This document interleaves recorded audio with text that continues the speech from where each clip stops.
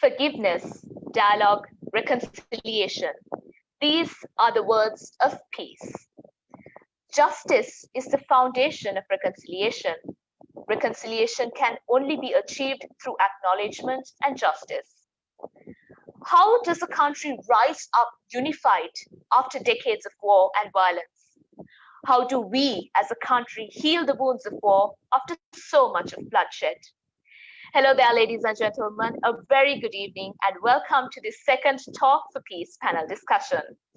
Firstly, to start off, let me give a very brief introduction to this project. Talk for Peace is an initiative undertaken by the Rotaract clubs of ACBT, Pamanugama, and the Interact Club of Ashok Vidyalaya and Nalanda College.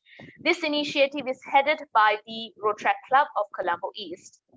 This panel discussion is made possible by our partners Chocolate Magazine, Flexus Labs, and Confetti Events.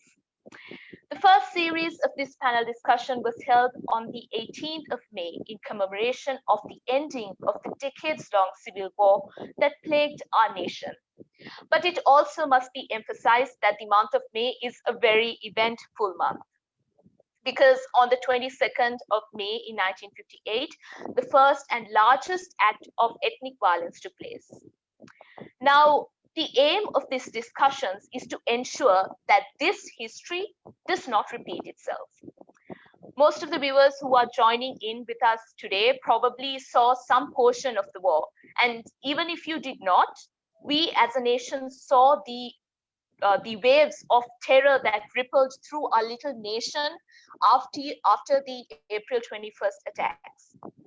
Now, we as the youth, the leaders of today and tomorrow, need to thoroughly understand the gravity of this issue and ensure that this would not happen ever again. And with that, we move to the introduction of our esteemed panelists. So first of all, we have Professor Michael Robert. He is an alumnus of the University of Peradeniya and the University of Oxford, where he was converted Rhodes Scholar. He taught at Peradeniya from 1966 to 1976 before moving sideways into anthropology at the University of Adelaide in 1977.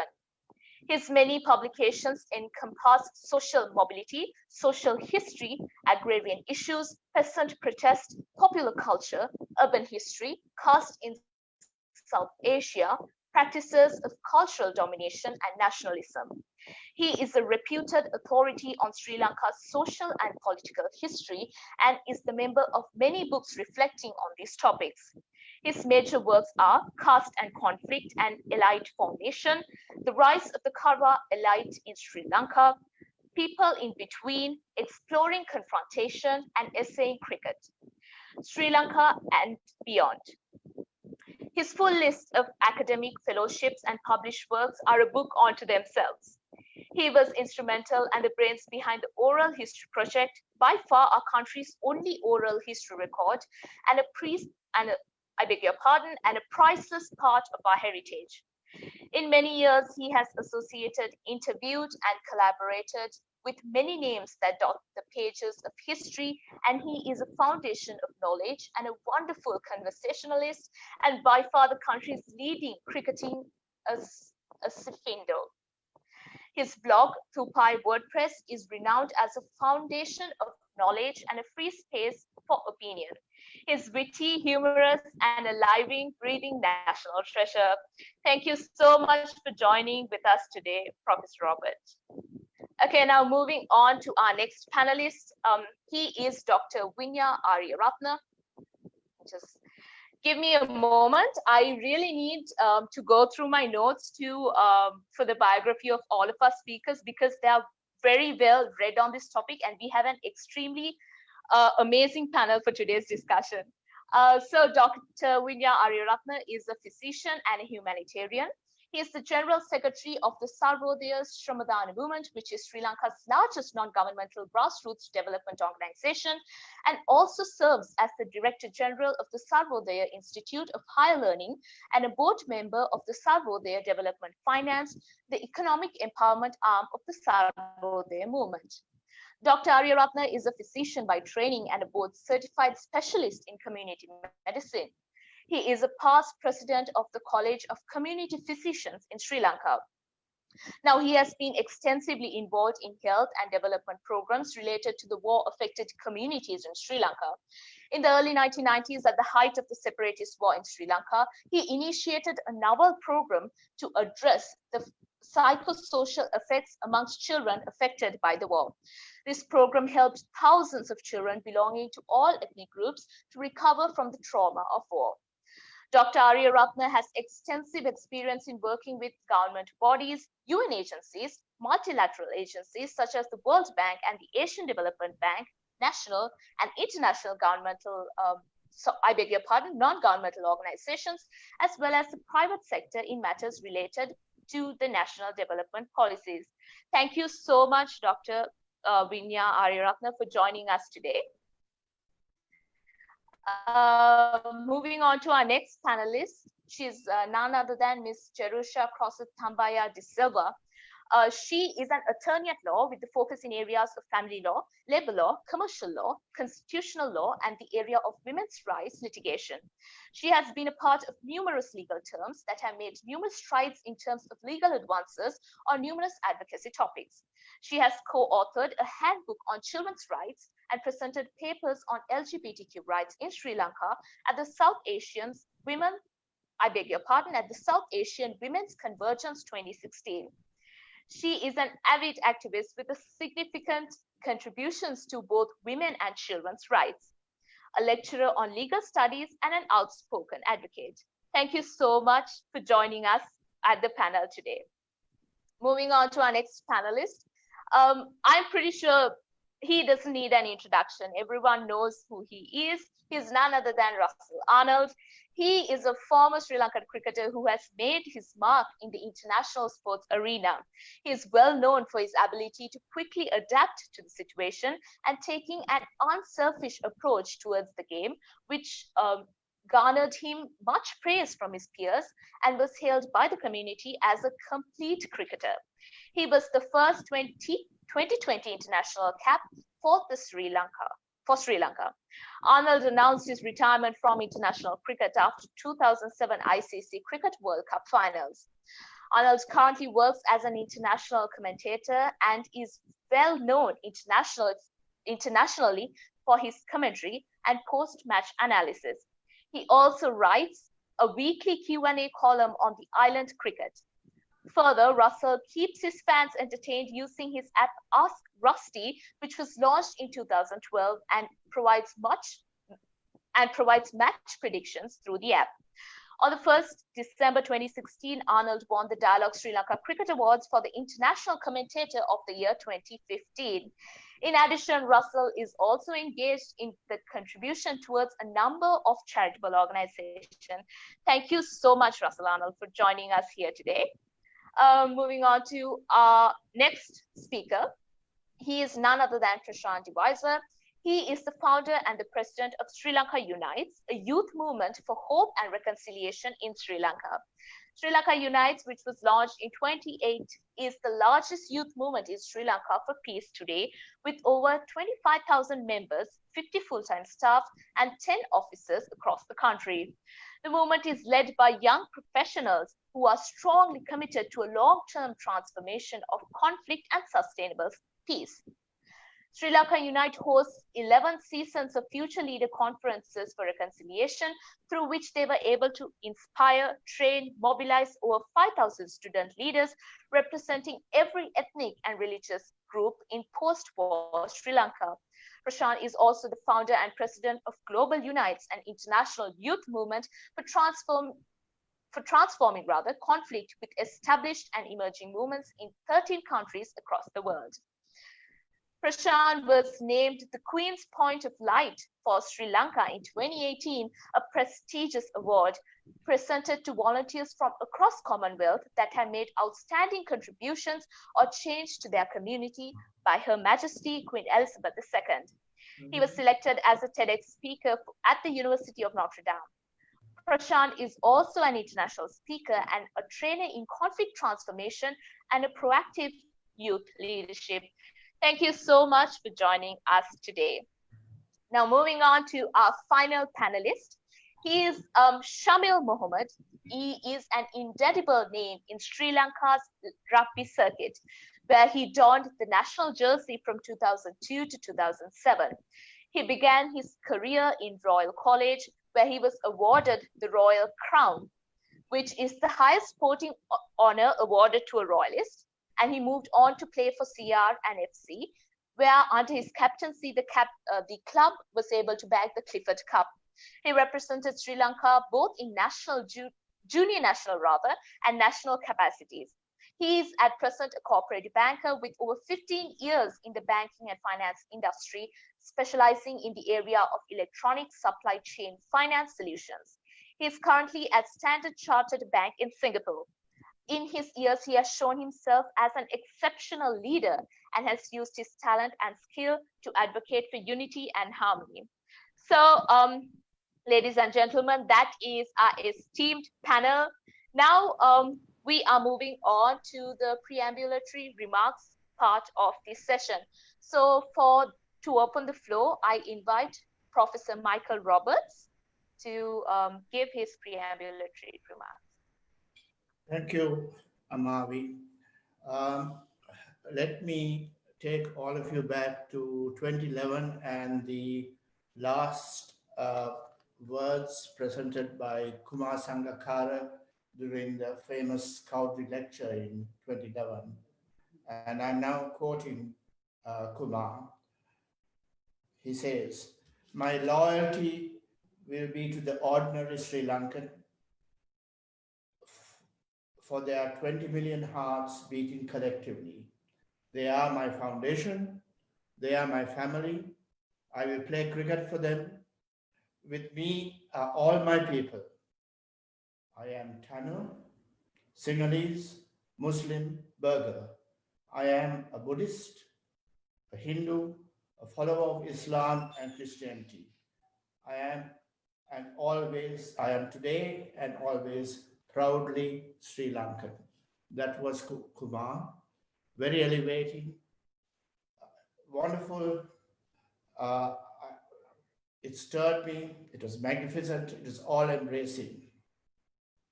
However, I also happen to know Kumar's parents. One was in Peradeniya, the other is a lawyer. Kumar himself is a Trinitian, special background, and he has traveled the world playing cricket and representing Sri Lanka.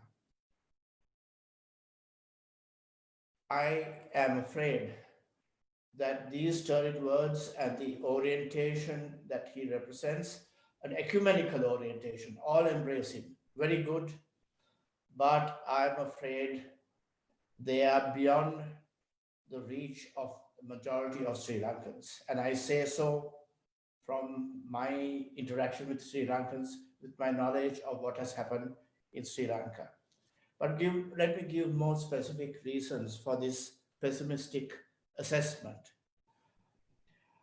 Put it briefly, it is because of the commitment, the widespread commitment to vengeance in Sri Lankan society, spreading across all classes, all ethnic groups, all religious communities.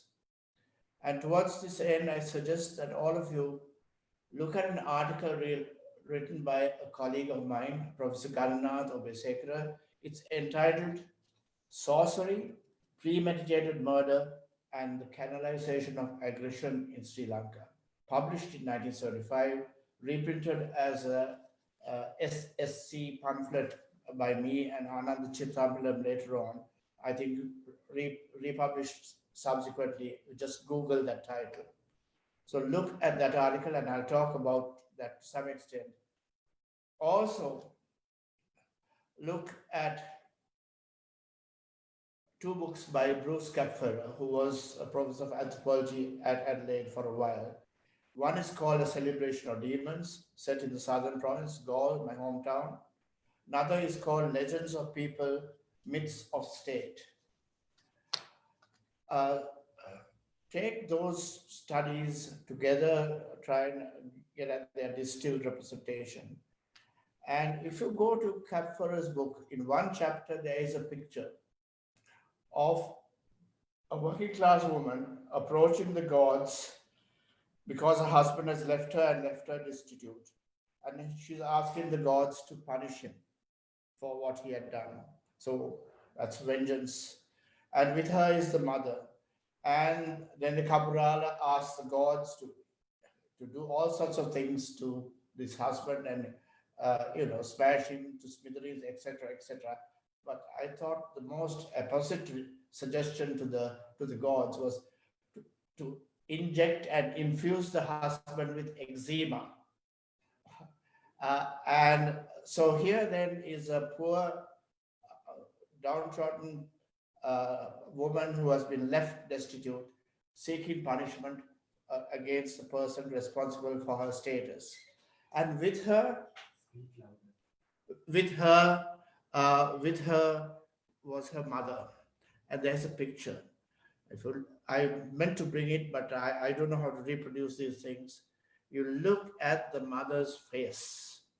If looks could kill, that husband would be dead now. This is an intense, focused hate, seeking punishment, seeking vengeance, seeking retribution. So that then is just one example. There are many such examples. And these are not just individual examples.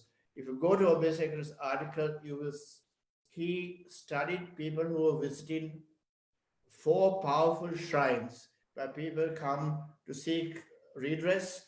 Among the redress is retribution, vengeance for believed wrongs done to them. And one was at Sinigama, another was at Kahatapitiya, Kunugama, I forget. And there's a statistical study. People from all classes go to these sort of shrines. One was Muneswaram. So here then are people seeking redress, but then seeking to punish others. It's the working out of vengeance at the local level. And these are not, they're people from all classes. And by the way, sometimes some of the most, politicians in particular, and businessmen who feel that their path is blocked, seek ways and means and go to the gods and goddesses. It's not just gods. Karnaki, Patni, Kali, all of them are approached. And by the way, those who went to kill Rajiv Gandhi visited one of these shrines before they went to Sri Perumbudur. And their mission was successful, but so the gods and goddesses had helped them to kill Rajiv Gandhi there. So this sort of practice is pretty widespread. And so how does one address a society and address a set of peoples from all communities who are inclined to seek redress by punishing others and hurting others? And from there, let me progress to the awesome moments in Sri Lankan history where we had what were generally called riots, but in some cases there were more than riots, there were pogroms. And I'm thinking of 1958, 1977, 1983.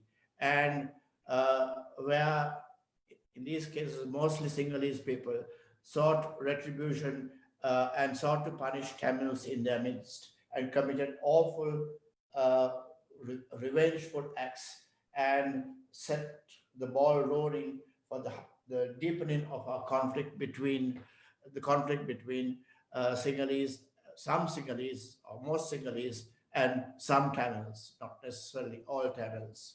So that then is the field we have to address and to overcome, and which we have to take into account. But let me move on. I mean, it's not merely Sri Lanka that we have to take into account. You have to ask yourself, say, Mavi, consider yourself Sinhalese.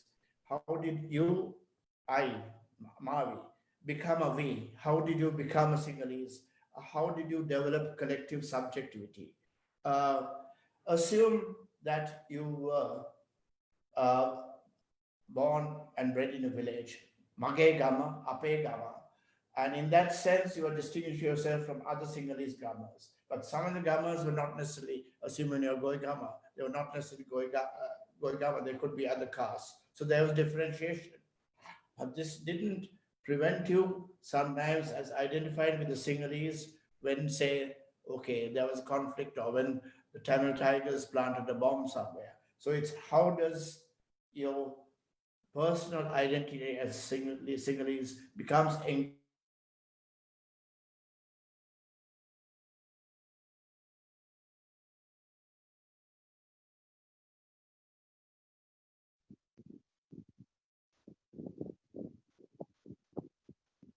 I'm sorry, I feel like we're experiencing some technical difficulties.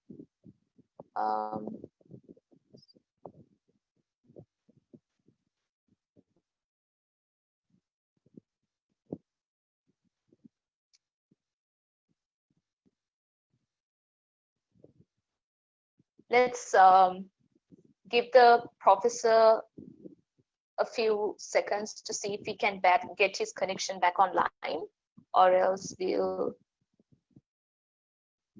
move on with the discussion.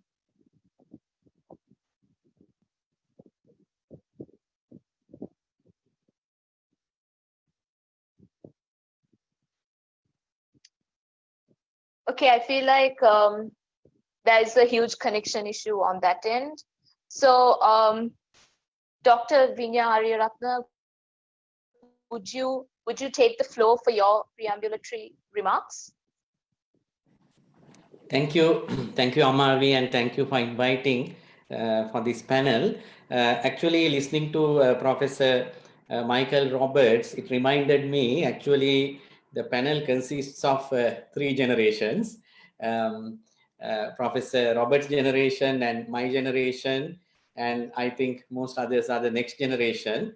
And so I experienced the war and the conflict in Sri Lanka in a certain way, which would have been quite different to what Professor Roberts experienced, and also how he analyzed, and also the next generation, the younger generation experienced the war. So in my case, of course, I experienced it before I became a professional or a doctor in my own profession, and then lived with the experience of war, particularly at the time as a young doctor serving in an area which was affected by the conflict, and really serving in a government hospital. And it was a very, very remarkable experience in terms of seeing the atrocities of war and the suffering of the people.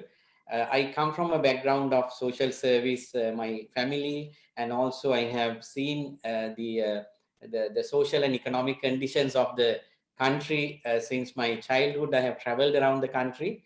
So, but experiencing what was going on at the time of the war in the decade of 90s actually affected me a lot, and what I did subsequently, even professionally, and what I do now.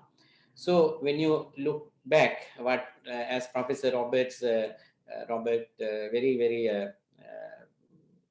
eloquently analyzed, there are deep divisions. These are deep psychology within communities, and also the dynamics between different communities. So it's not easy to really understand and unravel all the determinants that led to the conflict in Sri Lanka. But basically, we know that our cultural identity, our ethnic identity, sometimes our religious identity, and we tend to forget the deep unity that is there between different ethnic groups and also religions. Because even though there was a 26-year-old brutal war in this country, we have also seen the humanity also. Even though there has been suffering and destruction, we have seen also how people came together, tried to resolve this conflict at their level, but they failed because there were other determinants. There were economic determinants, there were political determinants. So those of us who were approaching it or helping the affected people from a humanitarian and a development perspective often couldn't really address some of the more deeper structural issues related to economy and governance. So even after the end of the war, that's why we were not able to really create a polity and also a system where we could all come together as one nation. Now there I see that we have to remind ourselves of certain fundamental universal principles. COVID-19 showed us how interdependent we are again. Although we are interdependent, even though we are divided by ethnicity or religion or geography or social class or profession, I think we see the need for all people to help each other. So I think we have come to a historical turning point, not just Sri Lanka, but the whole world, because only today we are facing a pandemic after 100 years. So all our lives have been affected. No one is spared. And it's not just an epidemic affecting the bodies, human body, but it has affected all systems. It has literally infected all systems, and also exposed how unjust this world is, and how unjust certain economic systems are, and how exploitative certain political or governance systems are. So we have got a new opportunity at the same time, learning from how we have responded to this and continue to respond, how we could come together as people.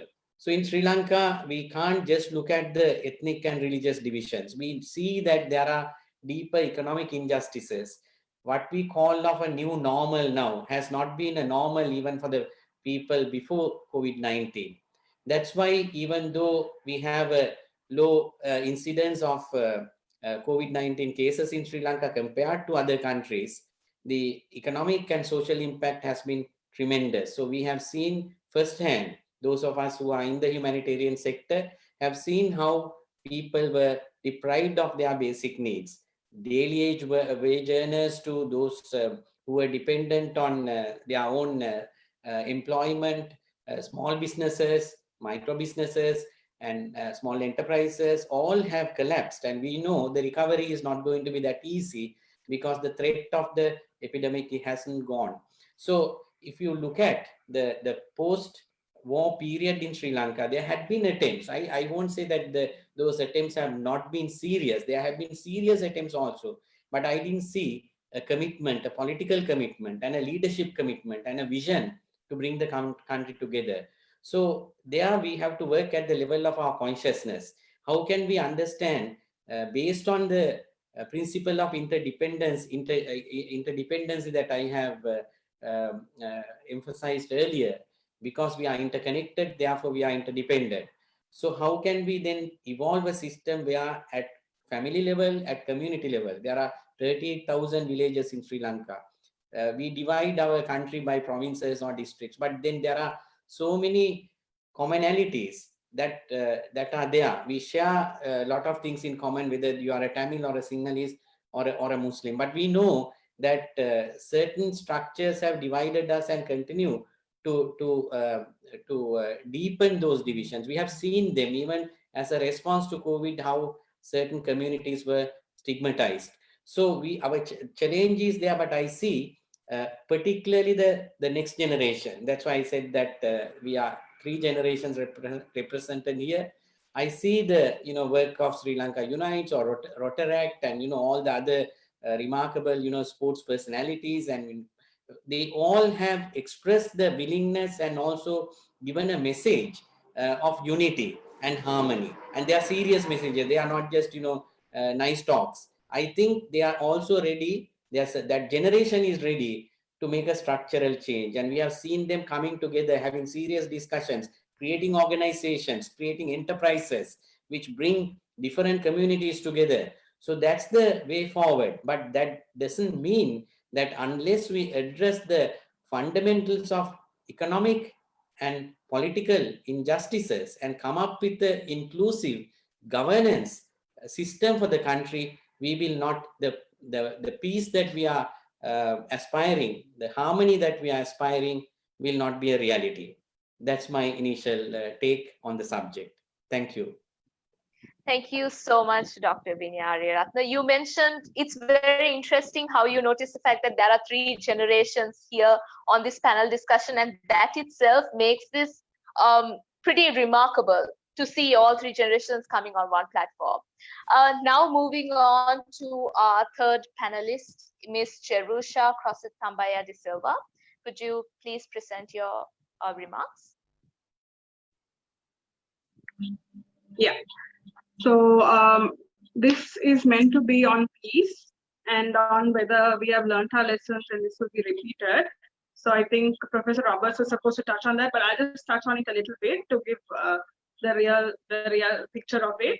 In the last 100 years, I think we went from being colonized and having a common cultural representative when the British ruled us, where we didn't really care about ethnicity. One of our people, there were Tamil Sinhalese who were all nominated as common cultural representatives on our behalf. We went from that, and then I think when you read a little bit on history, there was a Language Act where there was the Sinhala Only Act, which then caused some kind of differences because at that point they were all educated in English. Then there were some people in the north who found that they were losing jobs and quotas in university, and there are reasons on both sides, and I'm not here to argue that. But then we transcended into a 30-year bitter civil war. I think that is something that has to be said out loud, because sometimes it's easy to have the easy conversations, but I think everyone on this panel and even people after us have lived through the effects that that war has done to us. So we had the civil war, just to put it very mildly, we lost 250,000 lives, and it was concluded in May 2009. And 11 years later, we are not very sure whether that minority group has been properly integrated. And thereafter, last year, 2019, on the 21st of April, we had another unfortunate incident of the Easter attacks. And that was a real test for us to see if we have actually learned our lessons, if we know how to handle these things. And yes, there were groups of people that came forward who wanted to unite, who wanted to look at it together, didn't want to demonize the particular group. But at the same time, there were lots of us who really haven't learned from the 30-year war, who demonized a particular group. Just to give you a story, I had a lot of my Muslim friends and colleagues apologizing on behalf of the extremists, which to me is ridiculous, because I didn't go around, I'm of Tamil descent, and I didn't go around apologizing for the Tigers, because I denounce them. I don't believe in violence. So I never took that responsibility. But I think media and politics has a big part to play, and we don't need to get into the specifics, but I guess people have an agenda, and they prefer it if we are all divided. And so we are kind of like puppeteered to think of ourselves differently. But the reflection that I have of what happened last year was, we did okay. I think the community came together, but we could have done much better if the lessons had been learned in a better manner. So after the war, which was a relief to everybody across the board, but I think it has to be accepted that there are widows and orphans on both sides of the aisle. The then president put together a committee to look into a report called the LLRC report, Lessons Learned and Reconciliation Committee. And the committee put forward some recommendations. I'm just going to go through very few, just to give an idea of what is the kind of thing that we can take part in to really find lasting peace, because otherwise we're just going to be a community that has a lot of wounds. So they put forward that disappearances be looked at. And there was an organization called the OMP, the Office of the Missing Persons, that was put forward to look into that, because I don't think there can be proper healing when part of them are still looking for parts of their family. So that was one recommendation. Then there was a recommendation that those detained under the PTA, the Prevention of Terrorism Act, that would be monitored, and those arrests would be monitored in a certain way, and some people can get releases. Then they also recommended that lands be given back to its owners, and I think a lot of that has already happened. Then this committee also recommended human rights violations, and that also at some level has been taken up, at some level not. Then rehabilitation of those who were involved in the war and the buildings. And then they also recommended that there be Tamil-speaking police officers and district agents, because there was a language gap, which up to today is still an issue there, because some of them can't speak any other language except Tamil. And even their own local police station, sometimes you don't get too many Tamil-speaking officers. I think it has been sorted, and they've put a few more, but you don't get many. Then they also recommended that hate speech be criminalized and that we have something called a Memorial Day, which is the day that the war was won, because in remembrance of all the lives lost and in remembrance of how we can move forward and not have this happen again. It was also recommended that because we have 2 official languages, that the anthem be sung in Tamil as well. I think the first time I heard it was in 2015. And just to put it out there, I am extremely proud to be Sri Lankan. Like anyone in my age group, we grew up with, since Russell is here, we'll ask him to thank all his colleagues for 96. But we grew up very united watching sports, and like the flag always meant a lot to us, the anthem meant a lot to us, and the anthem has always meant a lot to me. But in 2015, hearing it being sung in my mother tongue definitely makes me feel more included.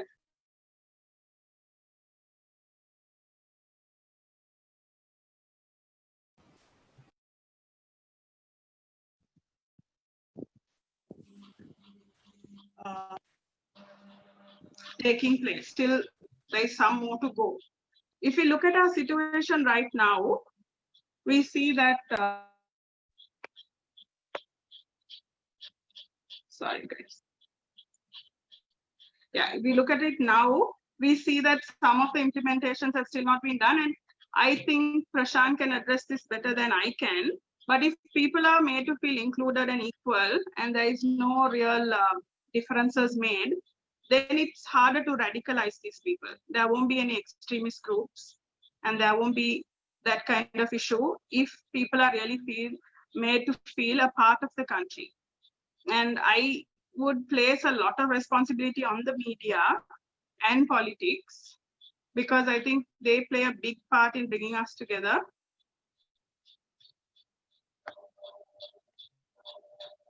And I don't know if they have used those powers in the right way. I see a lot of, even I think Dr. Ayaratna just mentioned, even during the COVID-19 issue, which is an attack on every human, the virus doesn't particularly care for race or religion. The media still portrayed that some community had more blame than somebody else. And that's the kind of division that I think they have to take responsibility for, because I think at a very deep level, every one of us want to belong. We are not trying to fight for ownership. It's not about owning the country, but we want to belong. And so at that level, it's important that we're integrated in that level. And so now we are left with a parliamentary system that has ethnic representation. There are goods, there are bads, but it is not perfect because there is still a lot of blame put on different ethnicities, and you're looked at ethnic at an ethnic level and not as a Sri Lankan as yet, I would say. Moving forward, if I am to think about things that can really bring us together and things that will probably make sure that we are one country and united, is I think education at a very early stage in schools. I think there was a program called Equal Ground that was introduced to schools that is about empathy and accepting people who are different to you. And I think that kind of teaching, I feel like the youth and the next generation really have a big task of bridging this gap, because the older generation probably went through the worst of it, and maybe we are clouded and jaded, but the next generation can definitely take this forward. So education is important. I think there should be exchange programs, because I don't think the Deep South and the North or the East, I don't think they always get to play matches together. I heard recently that St. John's played a school in Colombo. But I feel like the Deep South gets the message that there are scary people in the North, and the North has a message that there are scary people in the South. And I think more exposure and letting them meet each other, they'll see more similarities than differences. I also think there should be a lot of youth dialogue, and what you're doing is fantastic to even get into topics like this. There's a lot of superficiality surrounding peace. Like I remember during the Easter attacks, somebody was like, "We love Baklava." That doesn't exactly make you a non-racist. That just makes you a lover of some kind of food. So that kind of superficiality won't help in this war against racist divide. So I think that we need to look deep. I think no problem can be solved without looking at the past, look into the wounds, and then go forward. So something else I would also think that has to happen is language. There's a big language barrier because a certain part of the country speaks a certain language and the rest of us may not understand that language. So I think link languages in schools, sporting activities and stuff that you can bring us together. And another thing that I want to take further that Dr. Aryaratna mentioned was the economic issues. I think we are more similar than different. When you look at the female-headed households in the north, and you look at the deep south and all the war widows, you see that a lot of them are having severe difficulties, microfinance issues. They have access to court, access to justice issues. They don't have maternity leave. They don't have any kind of support, and they run things alone. So I think if quality of life, if enterprises where they can jointly work on things are put forward, where they can also get to know each other and work as one, which will also uplift their lives. And if they are put at a different category, I'm sure unity then will only be a step away. So those are my opening remarks. Thank you, Ms. Jerusha.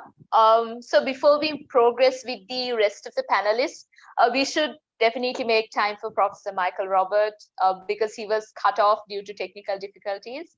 Professor Robert, would you like to continue on your remarks? Well, yeah, I was just saying that in the history of the world, you know, way back in Europe too, there were tribes. And in the English language in the 16th century, the words tribe, kindred, kin, nation had the same meaning. And the word nation then developed a higher meaning as a result of the Enlightenment in the 18th century and the French Revolution and the development of democracy. And it became a sort of superior entity. But as you know, these superior entities called nations have fought each other and slaughtered thousands of people both in the 19th century and 20th century. And some of the developing European nations became imperialist nations and conquered both South Asian countries and East Asian countries. So nationhood has actually aggravated the problem. So that is what we are faced with today.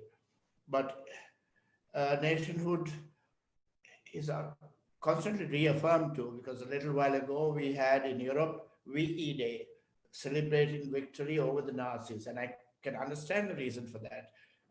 Australia celebrates Anzac Day on the 26th April every year, and they're celebrating a defeat, but that's because in their historical consciousness, they became a nation separate from England, Australians as distinct from English, during the battle in Gallipoli, which is known as the work of the Anzacs, the Australian New Zealand Expeditionary Force. So it's through war, in a sense, that also their collective identity has been developed, and they mark that on certain days. So situation, how and these collective identities of the modern era, and the fact that within our nation, the collective identities have led to political contestation, not only pogroms, but verbal argy-bargy and deepening rivalries. How do we proceed? And I'm afraid I'm very pessimistic because of the work of vengeance, both at the individual level and the collective level. Let me take one example. When the Indians intervened in support of the Tigers in 1987 and foisted the Indo-Sri Lanka Accord on us, and then Rajiv Gandhi came to mark that. What happened? A guy called Vijayamoni Rohana de Silva tried to brain him. He was in the front row of the Guard of Honor. He wanted to, as I call it, Gutidima, punish Gandhi, and therefore he flipped his rifle and tried to hit him on the head. If he had wanted, he could have killed him, but he didn't know how to do it because he had a bayonet. If he had gone for Gandhi's stomach, he would have killed him. Fortunately, he didn't do that because Gutidima means hitting, and he was acting not as Rohana de Silva, but acting as a Sri Lankan. He thought was patriotic, extreme patriotic Sri Lankan, punishing Gandhi for the indignities he had foisted on the collectivity. So he was acting, in his view, on behalf of the people of Sri Lanka, maybe on behalf of the Sinhalese, but on behalf of the people of Sri Lanka. And behind that too is the fact that he was a guy from Ratgama, which is down south, not far from Gaul. Now, the Ratgama people are Salagama people. They have a pronounced reputation for violence in Ratgama. So he was influenced by his particular village background in acting here as a Sri Lankan, trying to for the indignities, the collective indignities Sri Lankan people. So this is where individual history and had a bearing on collective action. Fortunately, he did not succeed. But I have looked at that incident, and I'm speaking from a detailed knowledge of that incident, which I got with the help of Somsiri Devendra and Petty Officer W.H.W. Pereira, who was commanding that unit. So we have here then a guy seeking retribution, and that again ties in with my emphasis on vengeance. And vengeance has been played out in the working out of those pogroms. Like, for instance, Panudura, they burnt a Hindu, a priest in that Kovil, they burnt him alive. That's because there were rumors spread after one of the Panudura guys called Senivaratna had been murdered in Galoya, private murder, but it became part of the anti-Tamil feeling, and the Panudura folk, some of them participated in this act. Now, of course, it would be men who would have done that. But to what extent has gossip and rumor been also part of that process? And what I would say that in some cases, women have also stirred the pot, though the men have been both the stirrers as well as the activists, indulging in all sorts of horrible violence. So we then face this situation of how do we combat the processes of vengeance today. And it's very difficult, because I would say, in fact, that social media has actually sharpened and helped disseminate as well as sharpen the spread of acts of vengeance, because I think social media helps to divide even existing parties or existing groups. So there's what's called fractionation or increase in factionalism. And increase in factionalism means that within a faction, A and B, in competing to lead that faction, actually sharpen their presentation of self. So factionalism sharpens political group rivalries. Then that political party is in contestation with another political party, and the process of escalation there. And that's the whole story of Sri Lanka. Tamils extremists and Sinhalese extremists, and now sometimes jihadists, have stirred the pot and sharpened rivalries, and therefore reconciliation, working out via media has become more and more difficult. Right? Those are the difficulties. Let me stress Professor. parts. Very quickly. Okay. I say sure. You should use cartoons. You should use drama. You should use a person like Dharmasiri Bandaranayake. That's the media, the means of trying to elevate it, but it's a very slow process. Thank you so much, Professor Michael Roberts, for that statement. Now, moving on, Russell Arnold, the floor is yours to make your opening statement. Good evening, all. Thanks for having me. Good to listen to the speakers before me. Well, I thought I'll go down the path of my experiences in what I have felt. And sometimes it really baffles me why we cannot live in harmony.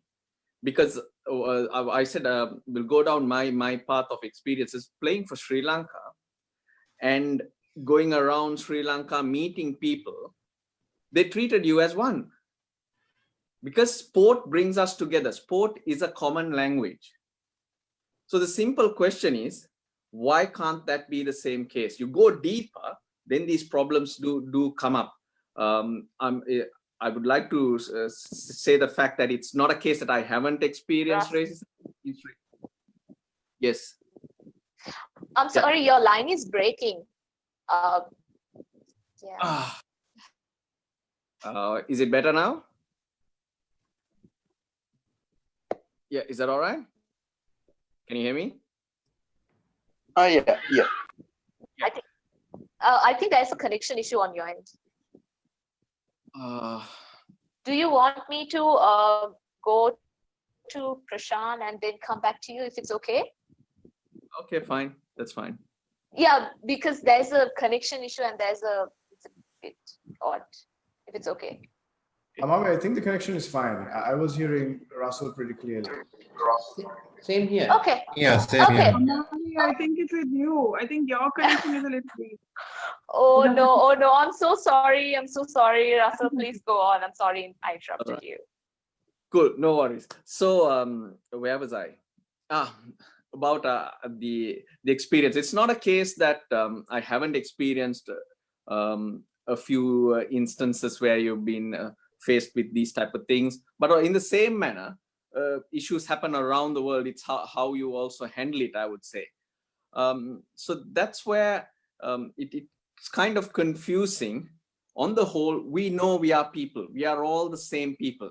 Why are we differentiating? And the fact that you go down the path of history, the scars that have been created, it's not easy to forget, yes. And the only way forward to me is to touch on a few things where education and patience for everyone is very important. Empathy. We must all have a lot more empathy.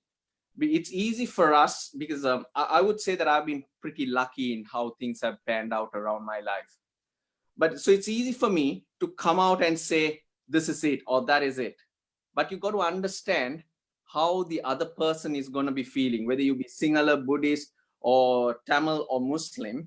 If you have had a direct impact, if you have lost someone, it's going to leave a massive scar. So we have to be sensitive to each and everything in whatever we say and do. If not, it's going to be very difficult to heal these wounds. And I think the younger generation has a part to play as they've realized that this is an issue, but we need to look forward to, it's going to be a clean slate for them to kind of move forward. So it's about empathy and thinking about the other person and what they might have gone through. We don't know what issues the person next to us or who we are going to talk to has. I think that's the key factor in moving forward, because we all know, and a lot of things have been done, are being done, but of course the fact is a lot more can be done in this reconciliation process. But the main point for me is showing a lot more empathy to other people. I'd like to stress on the fact Mikey mentioned about social media and the hatred that's being spread. And there are issues that happen, but the easy route for the Sri Lankans is to take it down the communal route and spread the hatred. But it can be a different issue. Maybe I had an argument with Shamil on the rugby park, but since we are of different communities, it's taken down that path. So those type of things are simple things which we need to see what exactly is happening rather than jumping in on everything. And that's exactly what happens in Sri Lanka. Everyone just goes to the easy excuse, the easy way out. Now, if I go down experience ways, I don't remember 77, but I remember 83. Now I'm from a Tamil background. My parents are from Jaffna. My mother and father were born in Jaffna. I was born in Colombo. Now in 1983, I remember running. I remember the riots. Our property was saved by all our neighbors, Sinhalese, Muslims. They stood in front, and down our stretch, down Fraser Avenue. Most of those houses opposite the park, if you know that area, were all protected by our neighbors who are of different communities. a family friend, my uncle's friend, Sarat Pereira and Auntie Ranji. They came over, they took my grandparents, my brother, two brothers, sister, and my mom to their house in Borlas Gamo, and they protected us. Now, I remember while he was taking us in his car, somewhere near Papiliana, there was a mob who stopped the car. And for our luck, the guy who stopped the car had a cycle chain, and he just moved out of the way, and Uncle Sarat just drove off. I remember all these pictures. And we were very lucky to have friends like that who protected us. And furthermore, experiences, whether it be Tamil or Sinhala or whatever, I can tell you, the Flower Road bombing. I had just finished cricket practice and I was going to RACCBT tiles on Duplication Road. I was on Flower Road driving towards Colombo. And at the corner of my eye, I did see a blast happening. Now, if I was on the outer lane. Now, if I was on the inner lane, who knows? So whoever it is, the suicide bombings or bombing, it's not about Sinhala or Tamil, it's just lives and just destruction. So it's a very unfortunate situation to be in. Another bit of luck that I've had is my first job was at Hatton National Bank, at Emirates branch in Fort, the central bank bombing. That particular day, I was not there. I sit by the window. Now, Jerusha knows about it because her mother was my first boss, and she was there as well.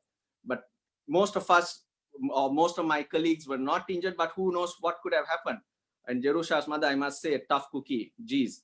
So these are experiences that have modeled us, and I am very appreciative that I've been very lucky in where I've been. But the main fact is, wherever I go in Sri Lanka, I'm accepted and loved, whether it be in the deep south or even the deep north. I can tell you another instance that happened in 2003 after the World Cup.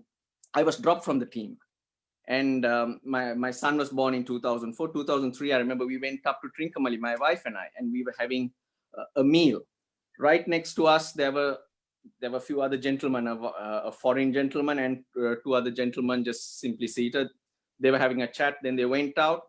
Then the two Sri Lankan gentlemen came back, spoke to me in Tamil. I speak Tamil, shook my hand, just, hi, how are you?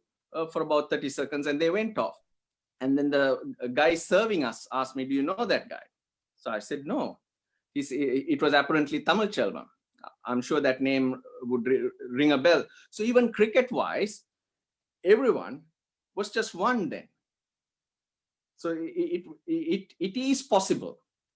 Whoever you are, wherever you are, whatever you're doing, we're just people. And I think a lot more empathy to everyone around us would sort us out. Well, I think that's my point of view there. Over to you guys. Thank you so much, Russell. And I again apologize. I just realized my connection is really buggy. People can't see me at one point, so I'm thinking you wanted to. Yeah. Sorry about that. Moving on, Prashant Rivasa, the floor is open for your statement. Thank you, Amavi, and it's an honor and privilege to be in this panel with such a distinguished group of people. I really respect all of you for the service that you have done for our country on the sports field, or as humanitarians, as academics, as legal experts. We all have been trying to serve our nation and to ensure that our children don't inherit the same mess that we have inherited. At the end of the day, that's what this talk is about.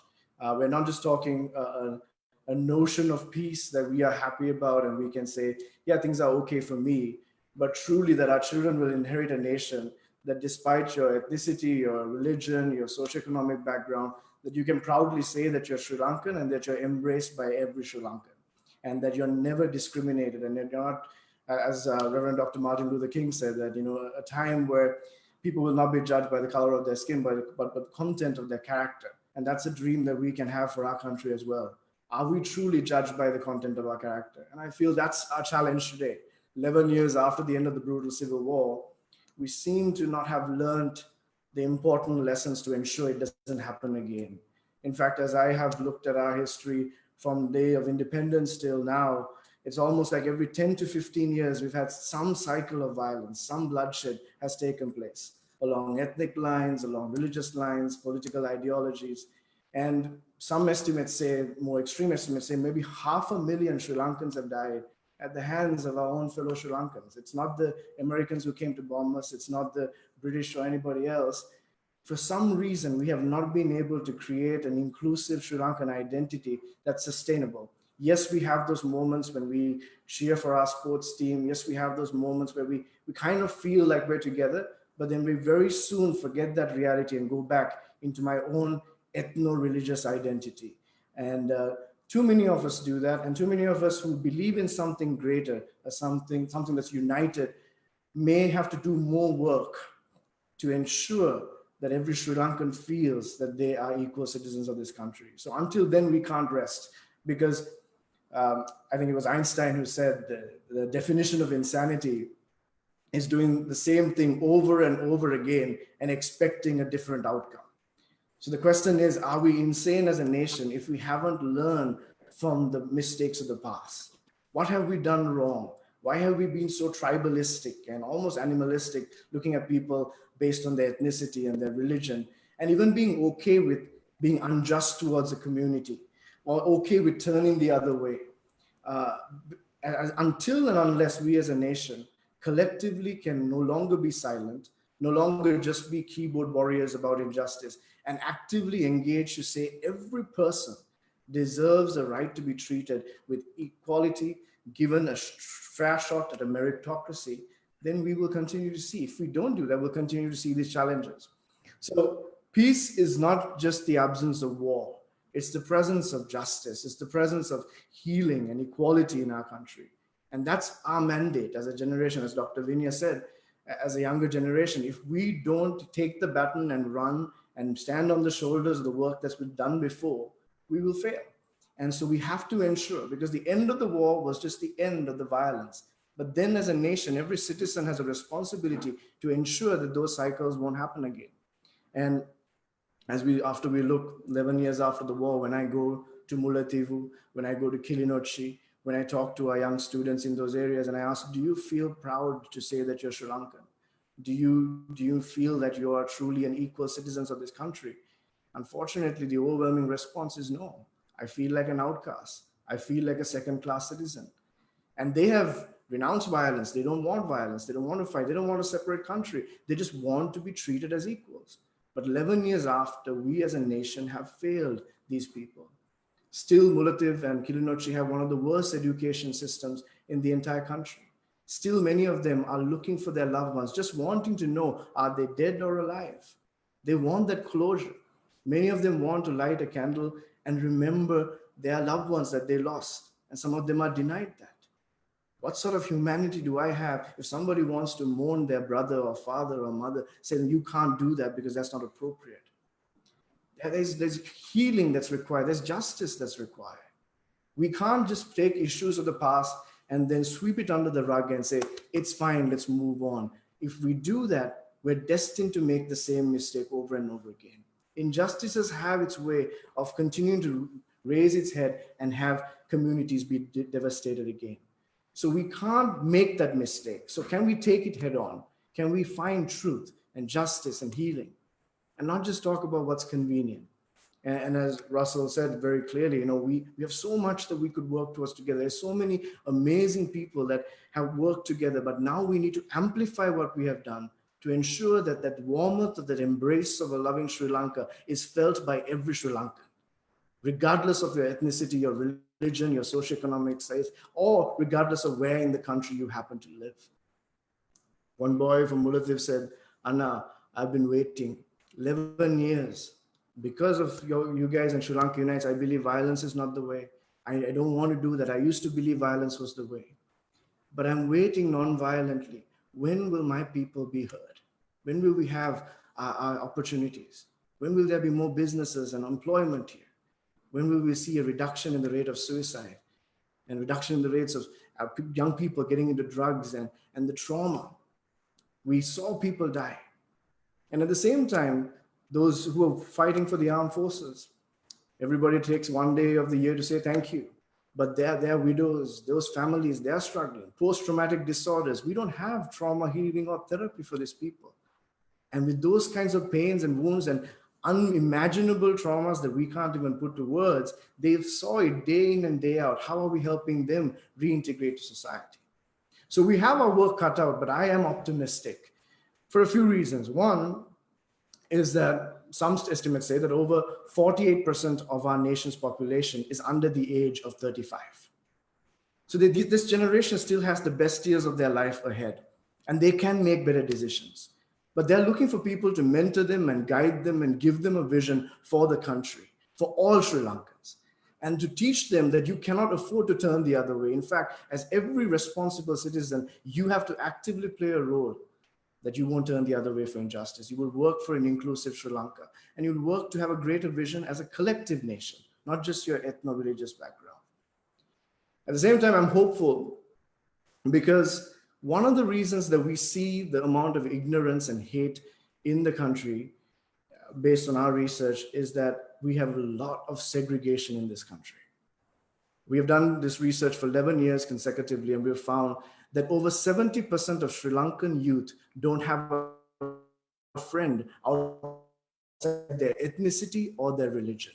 Some people are alarmed by that stat, but when we look closer, under the Ministry of Education, there are around 10,400 schools. And from these schools, only 112 schools teach Sinhala medium and Tamil medium in the same school. Only 112. We have vastly segregated schools.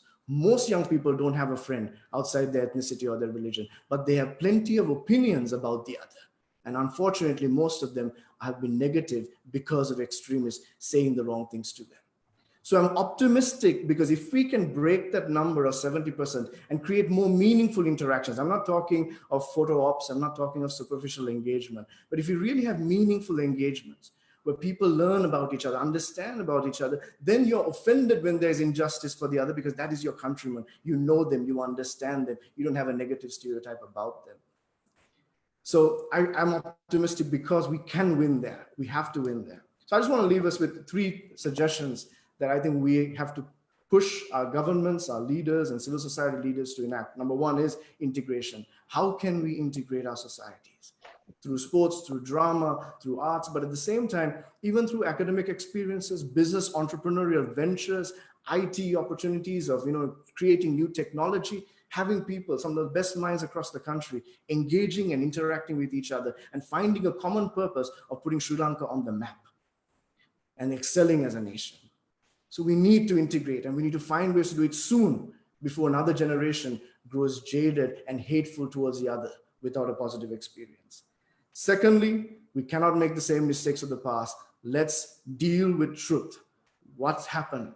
How there were grievances on either side where people can come and openly share what grievances they have. So we're not shutting them down. If they want to mourn, that we let them mourn. If they're in pain, that we understand their pain, whatever ethnicity they are, because they're Sri Lankan and everybody has an equal value as a citizen. At the same time, to leave opportunities for healing as a result of that truth and justice. And thirdly, we need to openly seek what are the structural, systematic racism that we see or systematic divisions we see in our country. And identify those places, those experiences that cause new wounds and reopen old wounds. That we don't just learn to coexist with those structural racism, but we try to dismantle them one at a time. For a long time, if you were a Tamil and you went to the police station, there was nobody who understood if you didn't speak Sinhalese. You're more likely to be seen as a suspect than be seen as somebody who's coming to make a complaint. And right now, they're trying to change things like that, but those kind of structural things cause hurt. For the longest time during the war, if you had a Tamil name on your ID, you're more likely to be seen as a suspect than to see as a citizen. That hurts people. I am a citizen of this nation. I hate terrorism. I hate violence. Even now, if you have a Muslim name in certain communities, some businesses will deny you business or deny doing business with you because you have a Muslim name. We can't say these things exist and then shrug it off and say, let's walk away. They cannot exist because we have a history that we became violent. It's almost like if I have heart disease in my genetic DNA and my family has a history of heart disease, then I need to watch my diet a little bit more cautiously because I will tend to have a heart attack. So in our genetic DNA, we have a history of violence. So you don't mess with these things and just try to coexist with it. So we have to call it out, not just on social media, but we have to ensure that justice is prevailing. And when our politicians use the divide and rule mentality of trying to pit us against each other, we need to vote them out of office, regardless of what party they're from, because they have done no work for the country to hide their inefficiencies, to hide their incompetence. They pit one against the other. And we have to have the courage, regardless of what party you vote for, when anybody uses an ethnic card or a religious card to get your vote, vote them out. And you have an opportunity for that at this general election as well. So those are just some thoughts that I'd like to share. Thank you. Thank you, Prashant. I think it was very important, the points that you brought up, considering the upcoming general election. And it is very important that people use their vote wisely, because this is going to decide the future of our country. I feel like, Russell, you have some points to add on to Prashant's speech. Well, something he mentioned just reminded me of another experience that I did have. If you have time, I'll go into it. He mentioned how you were treated once you were people looked at your ID. I can tell you something that I experienced when I was playing first 11 cricket for St. Peter's, 1990 maybe, walking up the road up Fraser to take the bus to Bambalapitiya, and by the petrol shed near William Grinding Mills just there, they were stopping a few people, the police.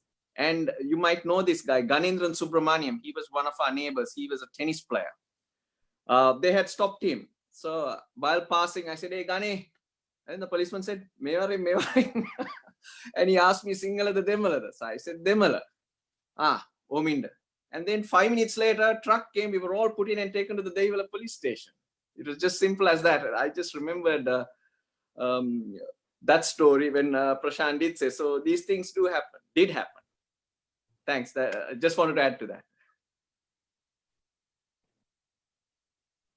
I think we can even relate this incident to to George Floyd, if I'm not wrong, the man who was killed in Georgia. It is a quite rather similar situation, I would say. But I was very alarmed. I was very alarmed and taken back when Prashant said there are people living in our country who feel like they don't belong here. It's just very sad because, you know, it's their home. It's where they were born. It's where they were born, and where their families are. And if they don't feel that they belong here, it's just so sad. So sad. So moving on, Shamil, the floor is all yours. Thank you. And thank you to the panelists, some very interesting viewpoints. I just want to say, like the previous speaker, that I am very honored to be on such a distinguished panel of guests, many of whom have actively been involved in promoting peace in our country over many years. Thank you for your contributions and your service. That's why I think, from my perspective, my contribution on this panel and in this discussion will be, again, like Russell, I think, from a very personal perspective, as someone from a minority community who grew up in Sri Lanka. For me, if anything, I have had a relatively privileged youth and grew up not directly being impacted by or realizing the deep-seated ethnic tensions that did divide our community at large. I spent my childhood learning at Royal College, and again, I was very fortunate there to have friends from various communities that never truly allowed me to feel marginalized or be treated differently due to me being from a different ethnicity or being from a minority. But I was involved in sports from a very early age, and it's been a huge part of my life all along. I played rugby in school, then in club at CR, and finally in Sri Lanka, both at a junior and senior level, like you mentioned. Throughout my career and beyond, I have felt an unwavering support from the regular Sri Lankan and the rugby fan, and like Russell mentioned earlier, I think this support cuts across any ethnic, racial, or religious divide. This is why I see the importance of activities such as sport, or what activities like the Rotaract, where they bring people, young people together. And it's why I still have hope as well. And I think that's another point that a couple of speakers touched early on. For me personally, understanding what racism is and what it is to be a minority mostly really emerged once I left Sri Lanka to work in Singapore. And I started to see my country from an outsider's perspective. One of the one main incident that that comes to mind is probably the Alutgam riots. See, Alutgam for me is almost like a hometown. My father's people are from Alutgama. My father and my grandfather, and possibly even a generation or two before, were trustees in a mosque in the Dargah town in Alutgama. And we've always been part of that community. We've been part of various activities around the mosque in Dargah town and in Alutgama at large. So it was very personal for me when that happened and the reactions that happened at that time. And that was probably the first time I truly felt something that was around this particular aspect of ethnic problems. Obviously, the more recent Easter bombings was a huge impact for the country overall and to the Muslim population specifically. These incidents and a few more have, I guess, made me realize what it is to be a member of a minority and maybe a moderate Sri Lankan Muslim. Also, it shows how sport, my family, my school, my friends have or had shielded me from most racial tensions and negative aspects of it during my youth. And that possibly has helped me in a great extent. And that's something that not everyone has.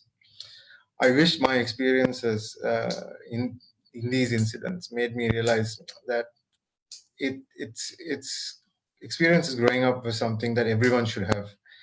To grow up in a country in the midst of a war, where nationalism, extremism was on the rise, without feeling excluded and marginalized, it is something that any Sri Lankan should have, no matter what their background is, not just a Muslim or a Sinhalese or a Tamil. It should be something that everyone's basic human right. And it should be something that they should be able to experience at a youth stage without these difficulties, so that they can truly grow and express themselves. I bring now maybe an externalized perspective of Sri Lanka, or perspective, doing it from being away for close to a decade spent in Singapore. I think about what we could do better and how we need to be able to address these tensions on racial tensions and move forward. Because move forward we must, so that we can tackle the greater challenges that are actually threatening our nation. Coming from a finance banking industry background, I've been working at a global stage for most of the last decade. I understand that the real challenges are out there. You have climate change, geopolitical tensions, and a wider economic instability, especially around this time. And that's again something that I think Dr. Vinya mentioned, that this particular situation with COVID has really impacted not just individuals, but the entire system as a whole. And these challenges will definitely have a huge impact on a developing country such as ours. We are still recovering from everything that we've experienced in the past. And all of these are currently, I think, still being obscured in Sri Lanka by our inability to move past things like racism and ethnic conflicts, and us refusing to learn from our past mistakes. So I think I'll leave it there for now, because a lot of the points that I was going to say have already been touched on by a lot of the panelists, and I think we should move forward. So I'll leave it there for now. Thank you. Thank you, Shamil. So the opening statement segment of the discussion comes to a conclusion with Shamil's statement. We are now moving into the question and answer session, which we will be fielding questions from the floor itself. Before we go into the question and answer session, we'll be crossing over to a short commercial break. Please stay tuned.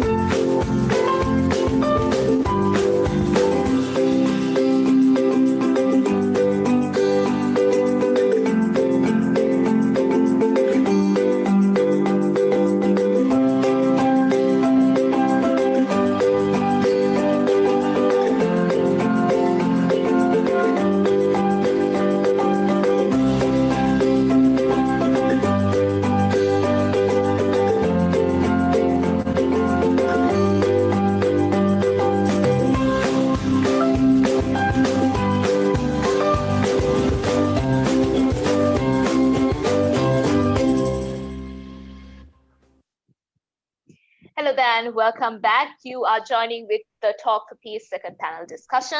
We are now moving into the question and answer segment of this discussion. So the first question is, there is a belief that ethnic tensions in Sri Lanka, in the Sri Lankan context rather, have been fueled by the people in power as a part of political conspiracy by all parties concerned. Is there any truth to this belief? And I will be fielding this question to Prashant. Would you be taking this question? Because I feel like you touched on this during your introductory statement. Yeah. Thank you. I think it's unfair to say that all politicians are doing that, but there are quite a few who do it. There's no doubt about it. And like I mentioned before, it's a desire to hide their incompetence, hide the fact that they never fulfilled any of their promises. And when it comes to the re-election cycle, they start becoming more racist because they realize that they try to create a fear in the hearts of the voter that this community is coming to get you. You need to be insecure about them, and I will be your champion. I will protect you from them. And they try to build their voter base based on that. And so you don't have to be an expert at analyzing their techniques. If you just watch their debates, watch their speeches, and see how they engage, you see that happening. So my thing is, we can't tolerate that anymore. When you see that, you need to either call it out and let them know that if you do this to divide our country just for a short-term gain of getting re-elected and causing long-term damage of our country to continue to have cycles of violence, you really don't love this country. You just love power. Your lust for power is willing to betray the country and pull it back into violence. So we have to be more aggressive in disciplining that kind of behavior by the politician. And just to close, we have to always remember the fact that the politician and their government servants, they work for you, the citizen. And so you can discipline them. When they are behaving in a way that's causing communal tensions, you can call them out. And unfortunately, we have this kind of rhetoric from every single party. It's one party, so we have to do our part. Thank you, Prashant. And I have an understanding that this is Professor Robert's expertise, area of expertise. Professor Robert, would you like to add on to this sentiment, rather? Well, who is the we that Prashant is talking about? I mean, I appreciate the work that Wise has been doing, and in fact, I would like to feature him in the near future in Tupahi. But when he speaks of we, who is he representing? I mean, we are part of the Colombo-based elite. And how do we reach out to the populace and get them to turf out politicians who are communalists? It's easy for us to speak, but I'm asking about the mechanics of how we proceed with this, with that sort of work. And let me introduce a conflict within the party. Okay, all of us are well-meaning, but are we dealing with shibboleths? Are we just scratching the surface? Let's take the question of the disappeared. I have written a lot about this, so let me know. It's all very well to say, they have to be given closure. They have to. I think you should. I wish the late Naren Rajasingham was here. He had to bury his mother and father and grandmother because they've been killed by the IPKF, and he saw their decomposing bodies. Bodies decompose when people fight, or the civilians caught up in the war as well as soldiers die and go missing. You look at any statistics in any war, there's always MIA, missing in action, never found. So let me give you an incident. Servants opposite, for the Rajasinghams opposite my sister's place, a servant woman who had lost one child and had another injured, came and asked me about a missing son who had been recruited by the LTT. And she asked me to help her find the son. And what did I do? I just said apahasoi. Okay, middling answer, but not even answer given by Vaisa and Nerusha, because they would have said, oh, we think it's possible.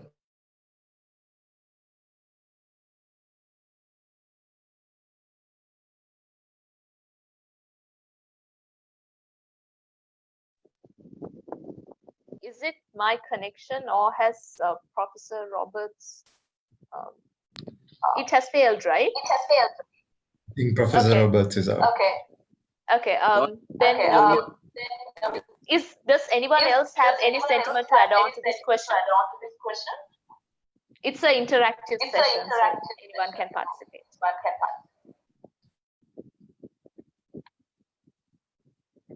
Okay, moving on to our next question.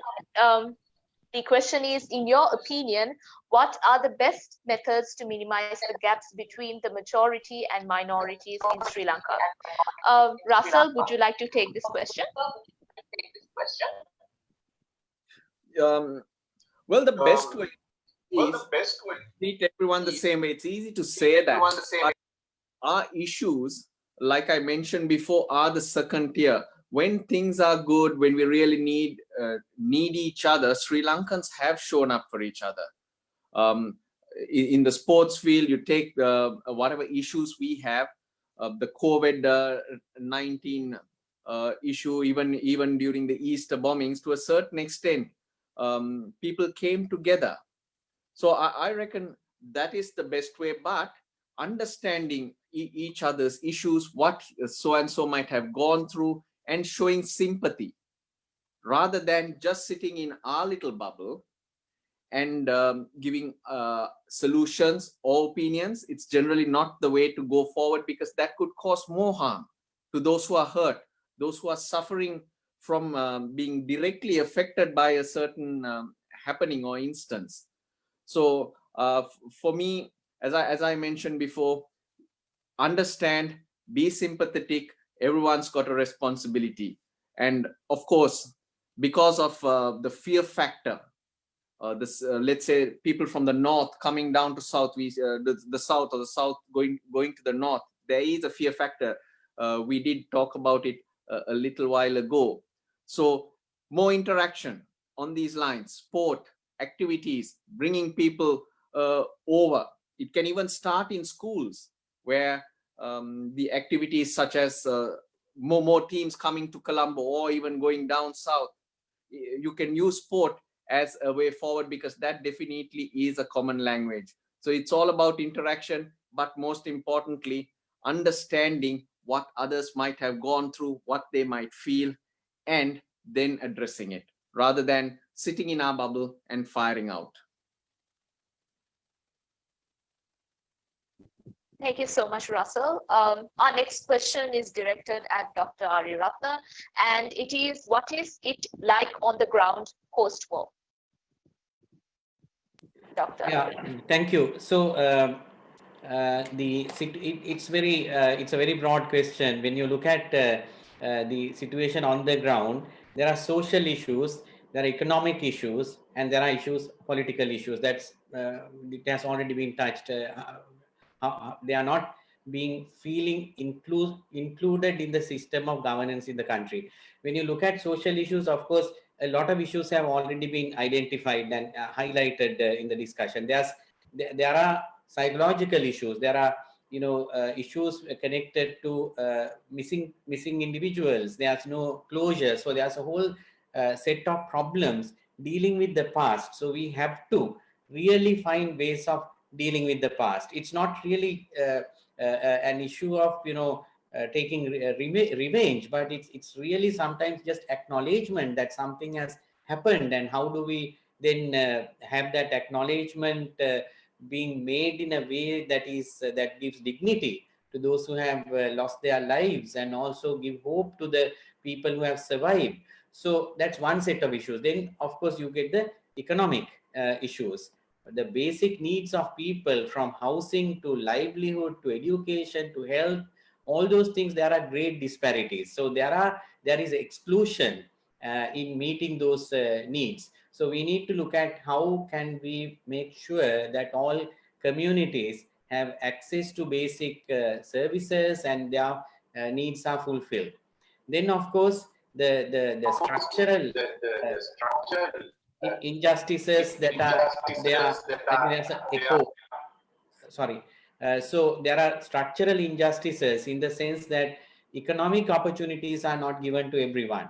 So particularly the young generation, now there's a problem of unemployment, and which is more acute in certain areas in the north and the east, as Prashant highlighted. So how do you create economic opportunities in equal terms? Now this situation is going to get worse, because we know after COVID-19, a lot of people are losing jobs, and we are now seeing a reverse migration back to villages from where these individuals came to work in the cities. And some of the expatriate Sri Lankans, they are also coming back. So how do we create opportunities for everyone? And there are opportunities also, because we are a country very much blessed with natural resources and also entrepreneurship. So we can create systems where new opportunities can be created, and the talents of the next generation. That's why I also have a lot of faith in the next generation and the work that organizations like Sri Lanka Unites does. I think there are enough and more examples. They are not isolated small few examples. They can be scaled up. There are initiatives that are happening on scale. So to summarize, there are social issues dealing with the past. Really, how do you address the basic needs of people, and then create an inclusive polity where everyone is treated as equal citizens and their rights are also guaranteed, and creating an alternative governance system where there is a voice, the voice of the marginalized are heard, and there's a bottom-up system of governance in the country. Thank you. Over to you. Thank you so much, Dr. Ariyaratne. Does any other panelists have anything else to add on to that question? Or shall we move on to the next question? I think let's move on. So the next question I'll be directing at Mr. Arosha. The question is, in a context where certain international politicians implore once again the defamation of Sri Lankan military and the Sri Lankan nationalist sentiments being tested, what is the best path to be followed to create positive peace in Sri Lanka? Mr. Arosha? Will you repeat the question? I could hear only half of it. I'm sorry, my internet connection is very patchy. That's Please okay. bear with me. Yeah, I'll repeat the question. So this question is actually fielded from one of our viewers. He is asking, in a context where certain international politicians implore once again the defamation of Sri Lankan military and the Sri Lankan nationalist sentiments being tested, what is the best path to be followed to create positive peace in Sri Lanka? Thank you. Yeah. So I think this has been happening time and again. We saw that incident that happened in London with the military officer, and we have a there is one set of, one part of it's squarely divided. We have one part of the country that thinks we should handle our own issues. There should be no international interference. There's another part that think, how can we trust the same people who handle the war? So it has to have some kind of interference. And then there's another lot of people who don't live in the country and diaspora who are getting a lot of flack as well. I would say some parts of how this is being handled are not useful. Some parts of how we are going to go and decide, talk about the military in a certain way is unhelpful. If there are real incidents, if there is someone who's missing, if there is a real complaint to be made, if there is something to be brought to justice, then those people concerned should file those complaints and those should be investigated. If the military and their structure has to be, let's say, monitored in some way, then that is a decision for those in power and for international courts of justice to decide on that. But the general defamatory statements made is completely unhelpful because it's just dividing more than anything else, because the Sri Lankan army is not only the Sinhalese person's army, it's my army and it's Shamil's army and it's everybody's army, because all of us are part of the country. So I would say this defamatory thing has been completely useless, and if someone internationally is talking about it, then I don't even understand their direct how they play a part here. I would suggest if somebody has been wrong and they want that brought to book, then they make a complaint in the forums we have, and that should be taken up very strongly, because there are rules to everybody, including the army.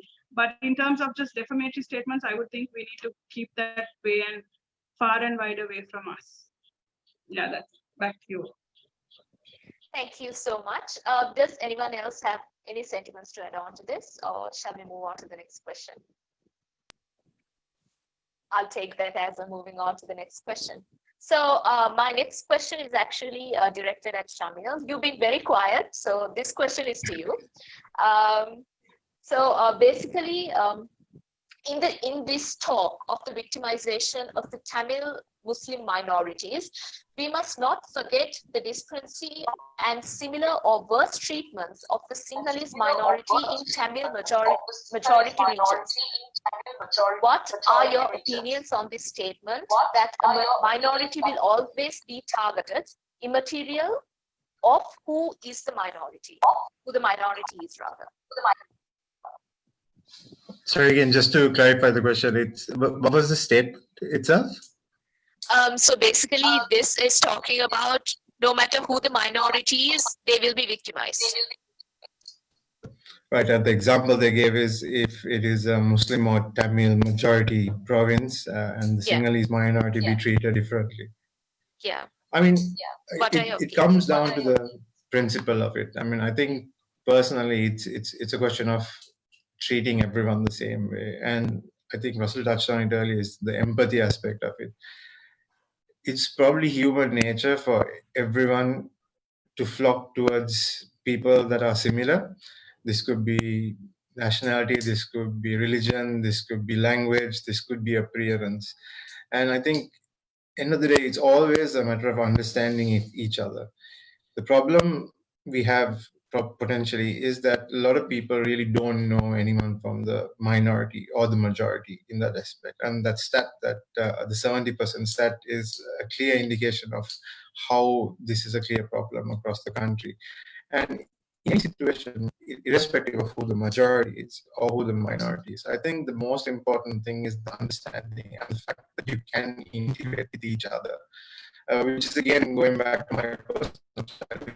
Even though I was in a government school which is majority single Buddhist, I don't think it's the fact that I was in that system and those students had access to me and I had access to those students and Tamil students and Christian students, and everyone had a chance to interact with each other. It's the basic lack of understanding between any group of people that causes a tension or a potential conflict. And I think the reason for that is not because anyone is born racist to that aspect. There are external circumstances that make people essentially go against each other. And this could be basic. anything. The circumstances could be economical, it could be just basic difficulties, it could be a situation of war. And in these situations, I think the problem is that people generally naturally tend to move and flock together. And the reason they do that is because they don't really understand the other person as someone different. And it's always easier to blame someone else than blame ourselves. And that's something that's poignant in any community, I think, and it doesn't matter really who the majority is. Thank you, Shamil. Moving on to our next question, I want to direct this to Prashant. What do you presume is a realistic solution to the majoritarian ultranationalism, and what role does youth activism play in mitigation of the same? Do you want me to repeat the question now? Thank you. No, I heard you. Okay.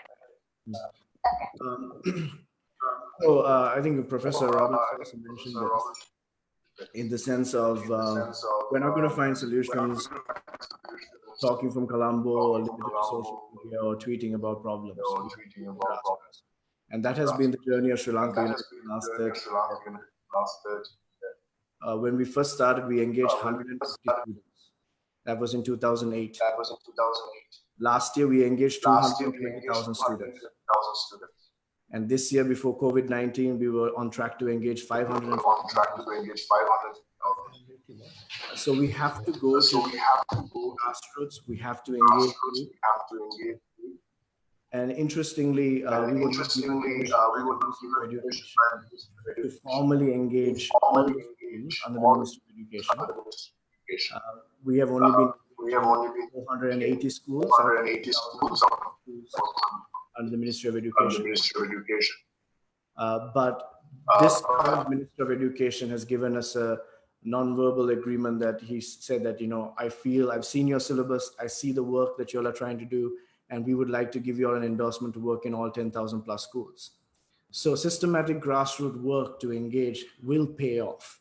We can't afford to give up. So nationalism can exist when there is insecurity. We often forget that the majority community, mainly the Sinhala Buddhist community, they were also oppressed for 400 years of colonization. And you don't get over something like that in 70 years of independence. That insecurity haunts you, and that can be manipulated. And that's what's happening. So nationalism, we see it in the United States of America, we see it in India, we see it anywhere where the majority culture starts to try to dominate, and they close their eye to injustice and they try to rationalize things. And so what we need to do is, at a young mind, help them see that this is like poison, and it's keeping your nation from growing, from you thriving, and from you achieving what you can collectively. And if you can help young people see that, they will have the capacity to not make that same decision. And that's why when I say we, I'm not talking about us, I'm talking about citizens who are responsible wherever you are in the country. I was amazed that this Minister of Education, when he approved and said, you know what, I have read your syllabus, I see the importance of children learning these things in school. He was convinced by a Sinhala Buddhist boy in Matar that there are injustice issues in the north, and that we can't heal until we totally help people understand each other. I have a student from Hambantota who once told me, Prashana, man danang hitena minisu metra dukkindana kiyala. Man danang hitena mama hituwe hama demalekma trastawadiek kiyala. Hama demalekma kotiyek kiyala hituwe. Okkom marenna ඕනේ කියලා මම හිතුවා. He said, I wanted all of them to die. අද මම ඒ ගැන දුක් වෙනවා. මගේ හොඳම යාළුවෙ පැත් මම එහෙම හිතුවේ නෑ. So there are people that are changing the hearts and minds, and these are the leaders that will come into the fore. And they're not going to tolerate racism. They're not going to tolerate, but we have to mentor these kids. It's interesting. I always say this, moderate society, when they want to bring about change, they're going to the older generation.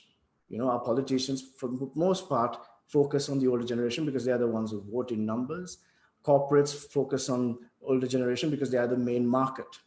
But extremists and terrorist organizations and extremist nationalistic organizations, they put their entire focus on young people. They're full-time on young people. That's why they're on social media. They're advertising. Some organizations, extremists, we found, spend about $100 a day advertising hate speech to a certain demographic to brainwash young kids. And so when they're doing that, we can't say everything is gone to the hell or gone to the devil. We can't do anything about it. We have to go to that young person and convince them of an alternate path. And every responsible citizen has to be mentoring that next generation. When the JVP came, they brainwashed some kids and said violence was the way. LTT came, they brainwashed some kids, said violence was the way. ISIS came, they brainwashed their kids, said violence was the way. But the question is, it's not about that kid making that decision. Who was giving that kid, that child, the alternate option? Who was in their life at that moment? So we failed them. So how do we get there?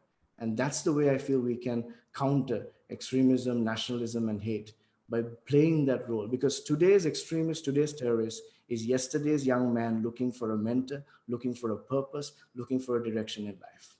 So we have to be actively playing that role for them and guiding them in the right direction. Thank you so much, Prashant. My next question is actually directed at Professor Robert and Ms. Cherusha.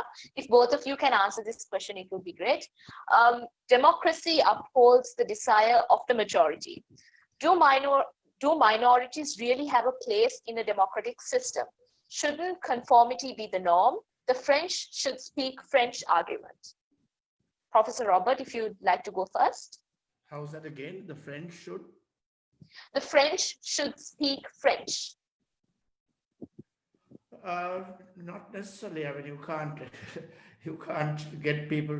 Are you saying that the Tamil should speak Sinhalese and forget Tamil? That's absurd to demand that sort of thing. So, you can't homogenize people.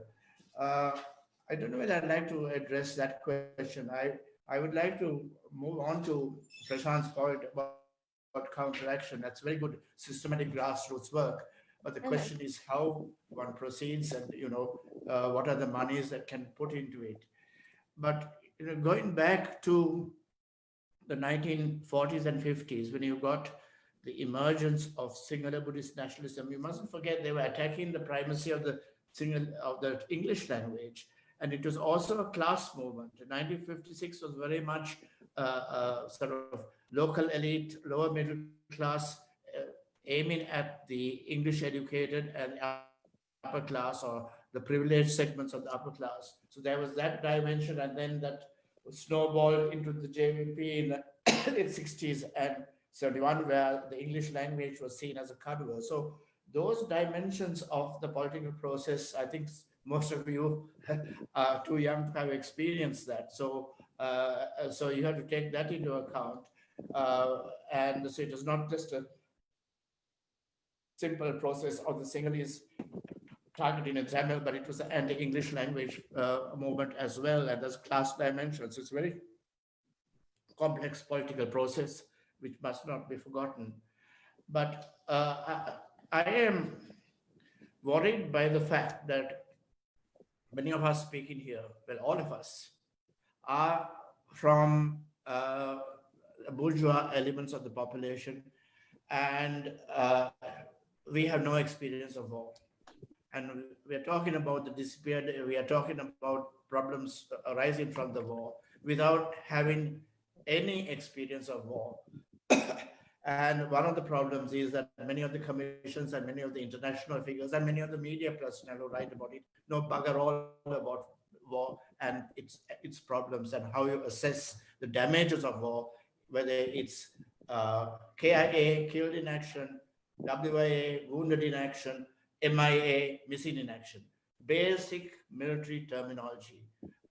So without that knowledge, that presenting decisions and verdicts about the war and how many have died and how many have disappeared. And some of them are just amazing figures, which just go against military common sense, right? So that has been one of the issues, misinformation by very intelligent people, but working from a poor knowledge base on the specifics of war. But there is something actually been missing in this discussion of the now. And that's what happened in 2009. Don't forget, there were roughly 250 to 290,000 civilians, some of them tigers, who survived. And how were they treated?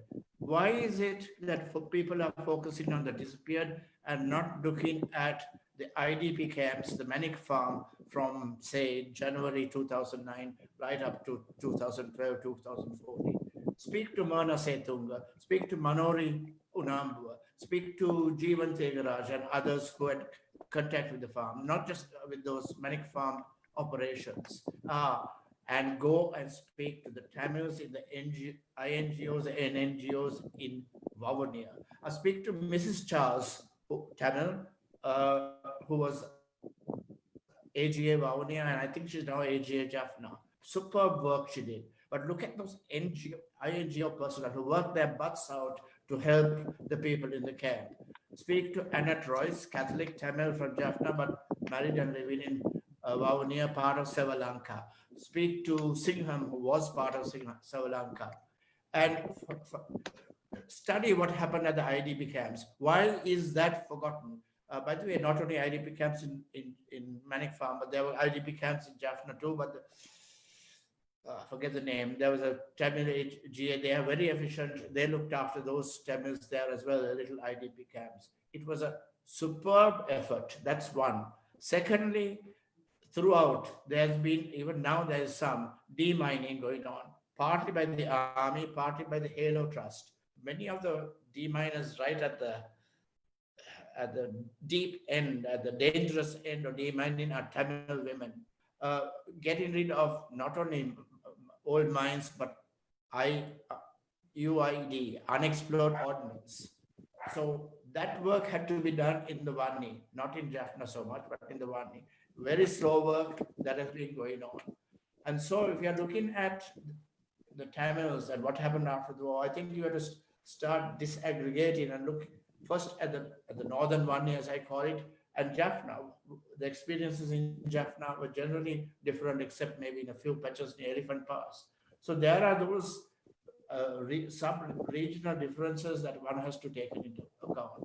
And the problem with middle-class personnel who go into these sort of things is they don't take geography into account. Possibly. Okay, that's it. That's enough.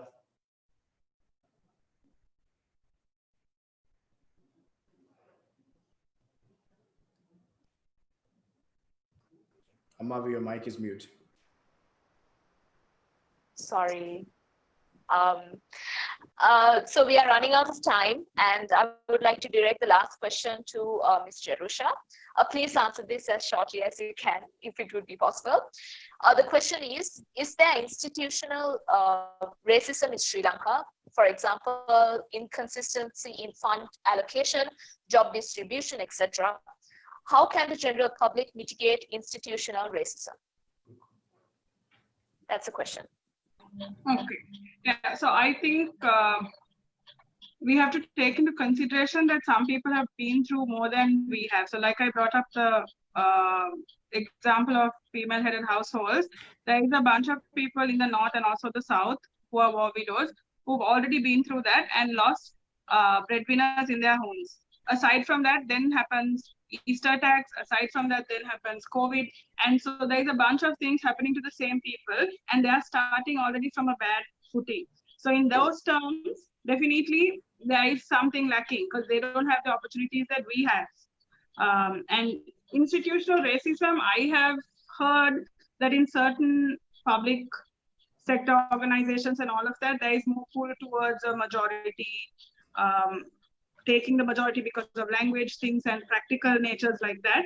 But other than that, I think we're all human, and it changes from individual to individual. I think if you are run by a racist, then obviously there is going to be racism trickling down. But what I think we need to appreciate is that these people who have already gone through much are now we ourselves had a hard time coping with COVID and coming out of it and trying to build ourselves. So think about those who are starting with much less, and the fact that they also have to deal with all these practical things.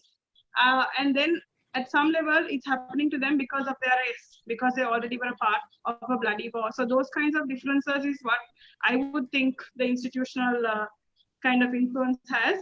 And I think it's deep-seated. I just want to add a story before we leave. I think racism is embedded. Like Shamil said, I went to a school as well in Colombo. I don't look like Russell, so the police didn't stop me for my surname. And generally, I have not experienced that kind of racism firsthand.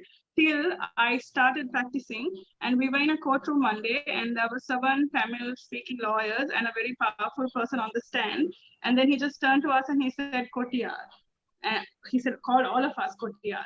And at some point I just laughed because it was funny, because I've not really been raised in the North. I have not been supporting that kind of thing, but it's also really sad because wherever you come from, whatever you do, how much ever harmony that you try to propagate, just because of your surname and because you're on a different side of a case, they'll somehow bring in their embedded racism to make sure they bring you down as well. So it doesn't have that kind of effect on me because I come from a very privileged sort of childhood where I didn't have to face these things directly. But if that is the kind of treatment that we are going to be faced with in the heart of Colombo, I think we need to be sensitive to how it is for all the other communities. And it's not only, like you said, not only for the minorities, the known minorities, but it could be even the minorities living in the North who are minorities there. The Sinhalese can be minorities there, or the Muslims also had a hard time in the North. Whatever the area is, minorities are always going to be subjected to that. And I think that is the kind of embedded racism that is embedded within us that we have to work on and change, that our surnames won't matter, that who we are, what our religion and what our race is won't matter, and we'll be seen as Sri Lankans. Because like Russell said, when he was playing for Sri Lanka and we needed him to come in and score some runs, I don't think anyone cared what his background was. Or when Shamil played rugby for Sri Lanka, I don't think any of us cared where he or what his background was in that sense, and we saw him just as one of us. So I think that's the ideal, and I think there's a lot of work. And if we all reflect healthily enough and look into ourselves and try to treat everybody and bring everybody to the same kind of respect that we want to be treated with, I think Sri Lanka won't have too many problems for too much longer. Over to you. Thank you so much, Jerusha.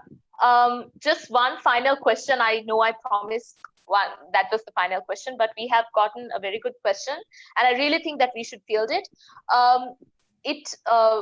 A question from one of our viewers. He says, it would be great if the panel picked up the question regarding monoculturalism versus multiculturalism. Dr. Binya, would you be able to take this question up? Yes, Amavi. Now, I think diversity in any form, whether it's in culture or nature, is an asset. I think we have not really seen diversity in our society as an asset, whether it's religion or ethnicity. There are enough and more examples when this diversity comes together to solve a problem, how effective the solution can be. So monoculturalism, I think it's a dead thing if we look at the future. So how we manage that diversity in a fair and equal manner is the challenge. But there are ways in which you can do that. Of course, the constitutional framework is one.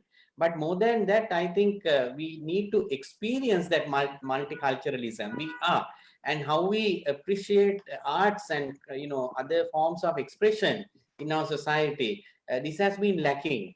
Now, lately, with the end of the war, I think we have been exposed to different forms of arts and culture from different communities in our country, and it has been a very effective way to move. Particularly the young generation.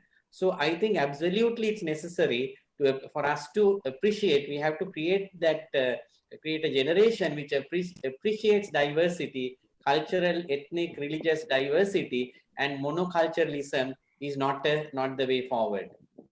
Thank you.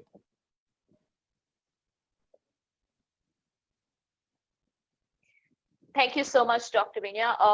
Professor Michael, would you like to add on a very short statement onto that question? Well, unfortunately, the democratic process encourages elements to take chauvinist position because it brings them votes because they're aiming for particular constituencies.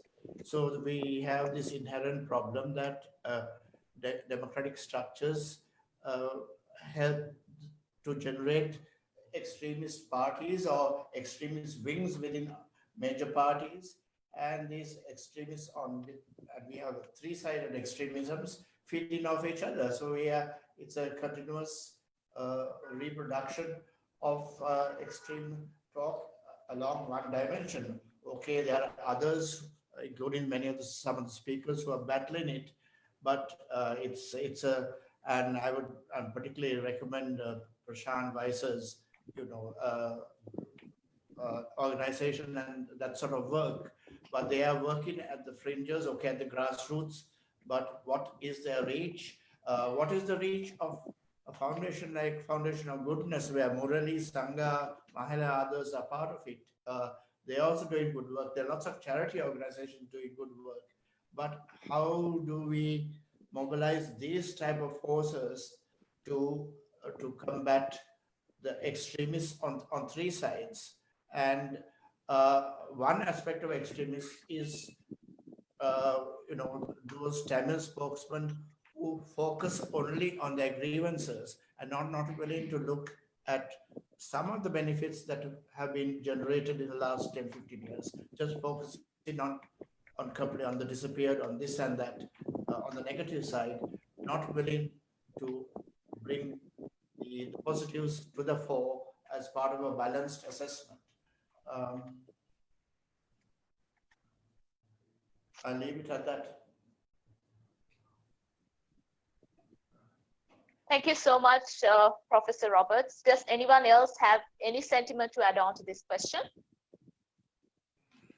Okay, I believe we have reached the conclusion of today's session. But before we end, we would like to get a final statement from all of our panelists. We would like to start with Russell Arnold, if you're ready. Just a 2-minute final statement. You're going to time me. No, it just I'll have to, we have time constraints. Yeah, start the clock. It comes down to we being responsible. It's always a case of empty words, a lot of empty words being said by most around. We spoke about politicians as well. Most of them say things for the moment.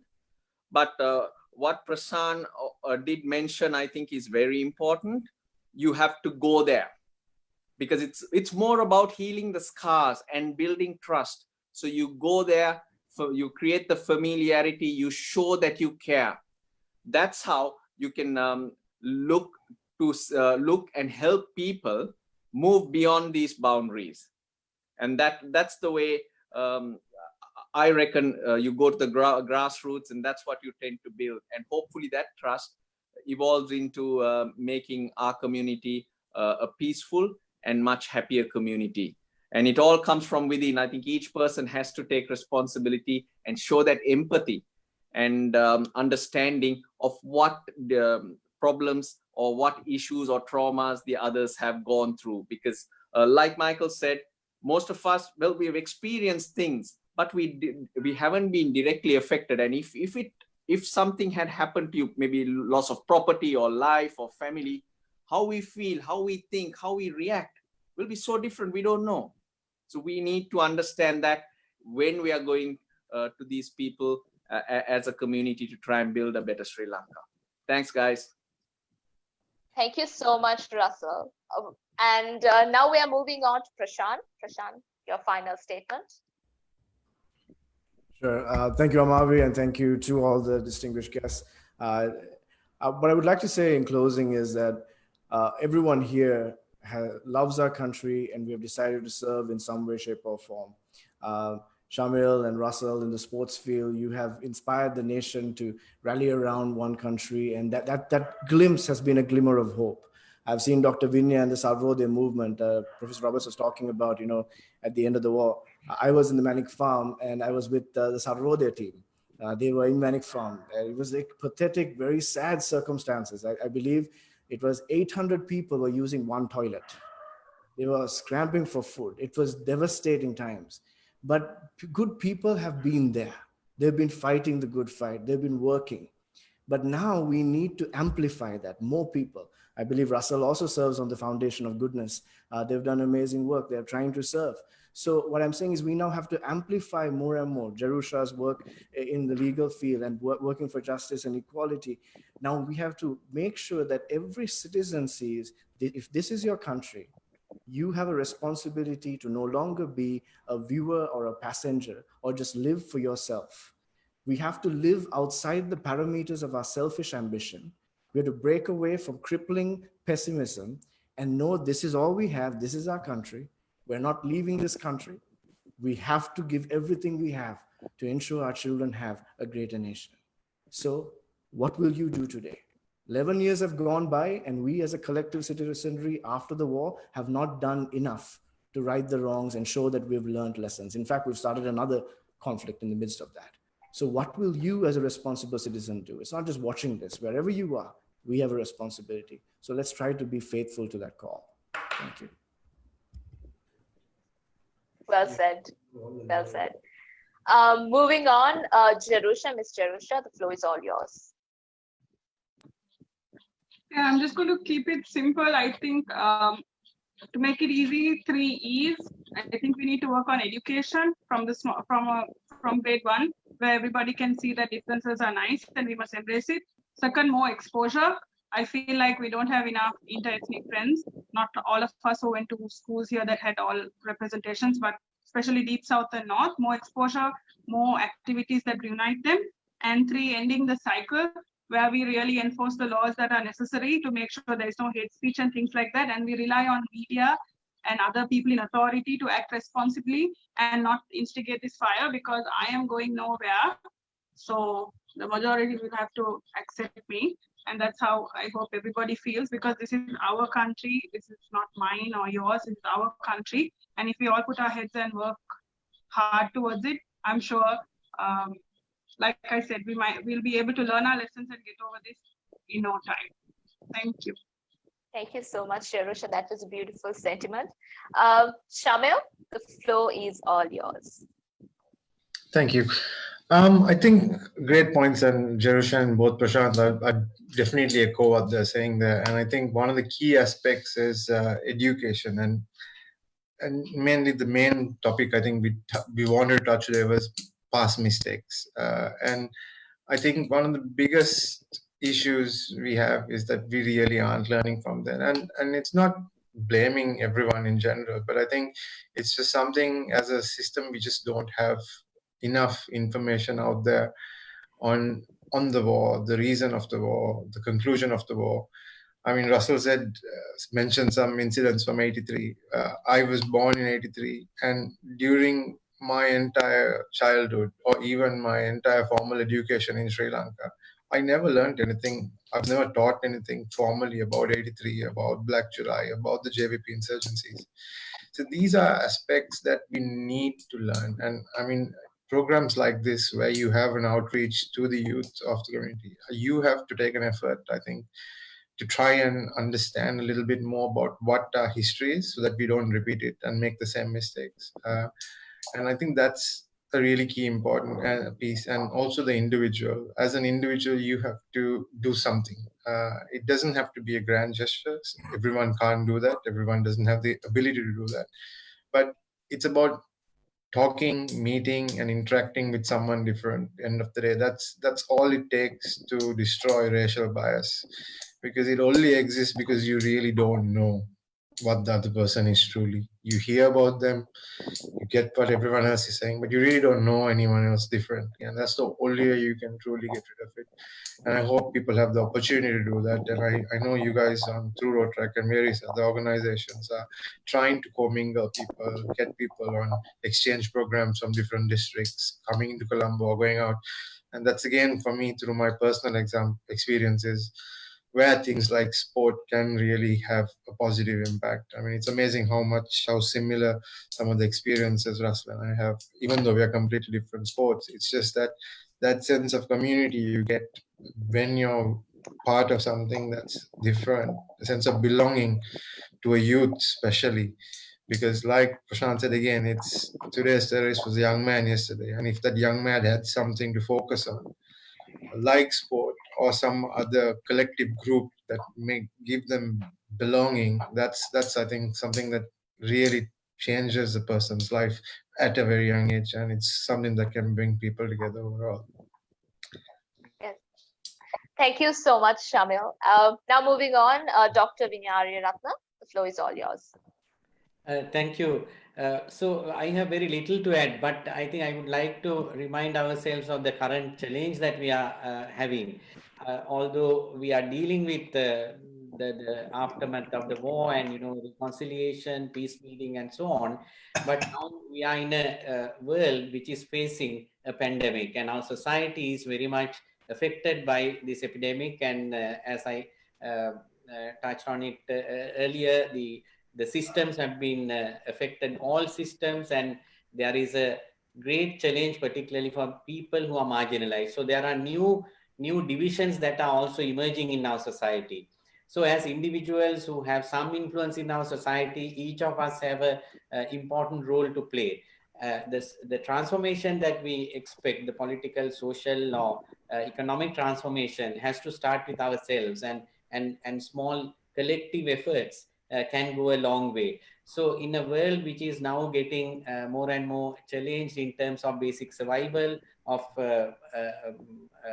marginalized communities, there will be many who will be unemployed, on top of all the other divisions and social discriminations that are there. So we are entering a society which is going to be highly challenging in terms of bringing people together. But I think we could still do that because the new generation or the younger generation are so committed, and we have networks and examples that have already been highlighted in this panel discussion itself. So if we all take the responsibility and really look at the world and our societies as being interconnected networks of individuals and communities, and also helping to organize very effectively in small groups, small communities, reaching out to people, as Professor Michael Roberts said. So I think we can really create solidarity that has been highlighted even in the global efforts to address this pandemic. So if we can create solidarity amongst people, and it can start with ourselves, and it's a deeply spiritual exercise as well. We need to revisit the fundamental teachings of our own faiths, religions, and really see how we can create more inclusive systems of existence, and particularly governance. And if we start evolving such organized structures from the grassroots level up, the macro structures can change. So that's the way forward, as I see, for us to overcome and really overcome the current challenges, and create a world that is just and peaceful for everybody. Thank you. Thank you so much, Dr. Ariyaratna. And finally, we are going for Professor Robert. Could you take the floor for your final statement?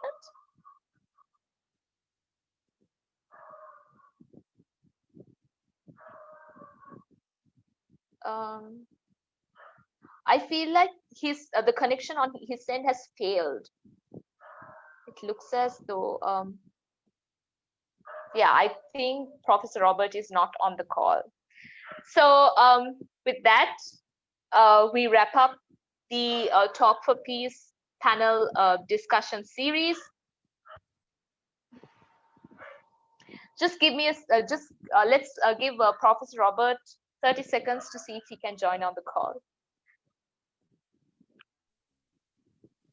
He could be asleep. He's in Adelaide, isn't he? 1 a.m. I think he's just trying to add up. Just let's see.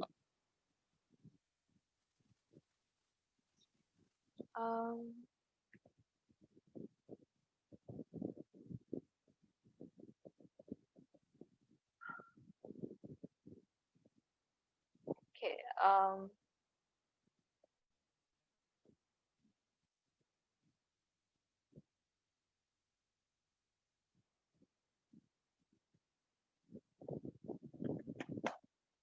Okay, he is joining the conversation now.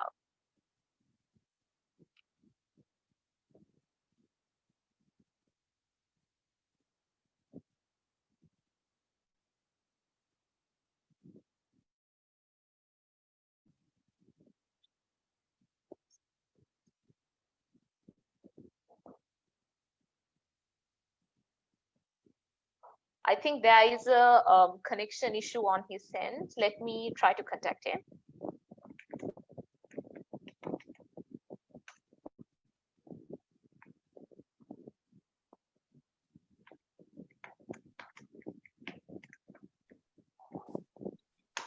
So until Professor Robert joins the session, let me actually give my conclusion. So before everything, I think we should thank our committee members for organizing this Talk for Peace panel discussion. And with that, Professor Robert is back online. Yeah, I keep getting cut off, but yes, what do you want me to address? Yeah. Would you like to make your final statement? Well, I raised what I consider to be a fundamental problem, and that's the widespread prevalence of acts of vengeance. And all I can say is go and read Obesekera's article.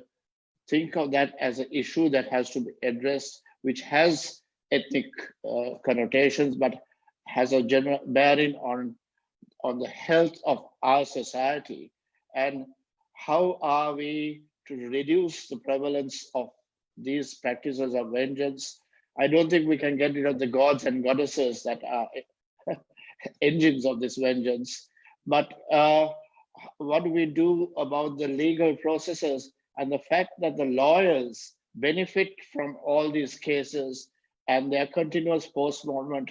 That one of the major iniquities of Sri Lankan society is not ethnic discrimination, but prolonged legal cases which are continuously postponed, which bring money into the pockets of lawyers. Many of the lawyers are also politicians, and we are caught in this vicious cycle of a legal system which is not efficient and which is oppressive. So it's nothing to do with ethnicity. It's to do with the money-making lawyers and an antiquated legal system which no one is willing to reform. So that's a totally different track. Okay. Thank you so much, Professor Robert, for that statement. And with that, it brings the conclusion of the Talk for Peace panel discussion. To all our panelists, thank you so much for joining in despite your busy schedules. And I understand that some of you are from different time zones and it's pretty late. Despite everything, you are here for us.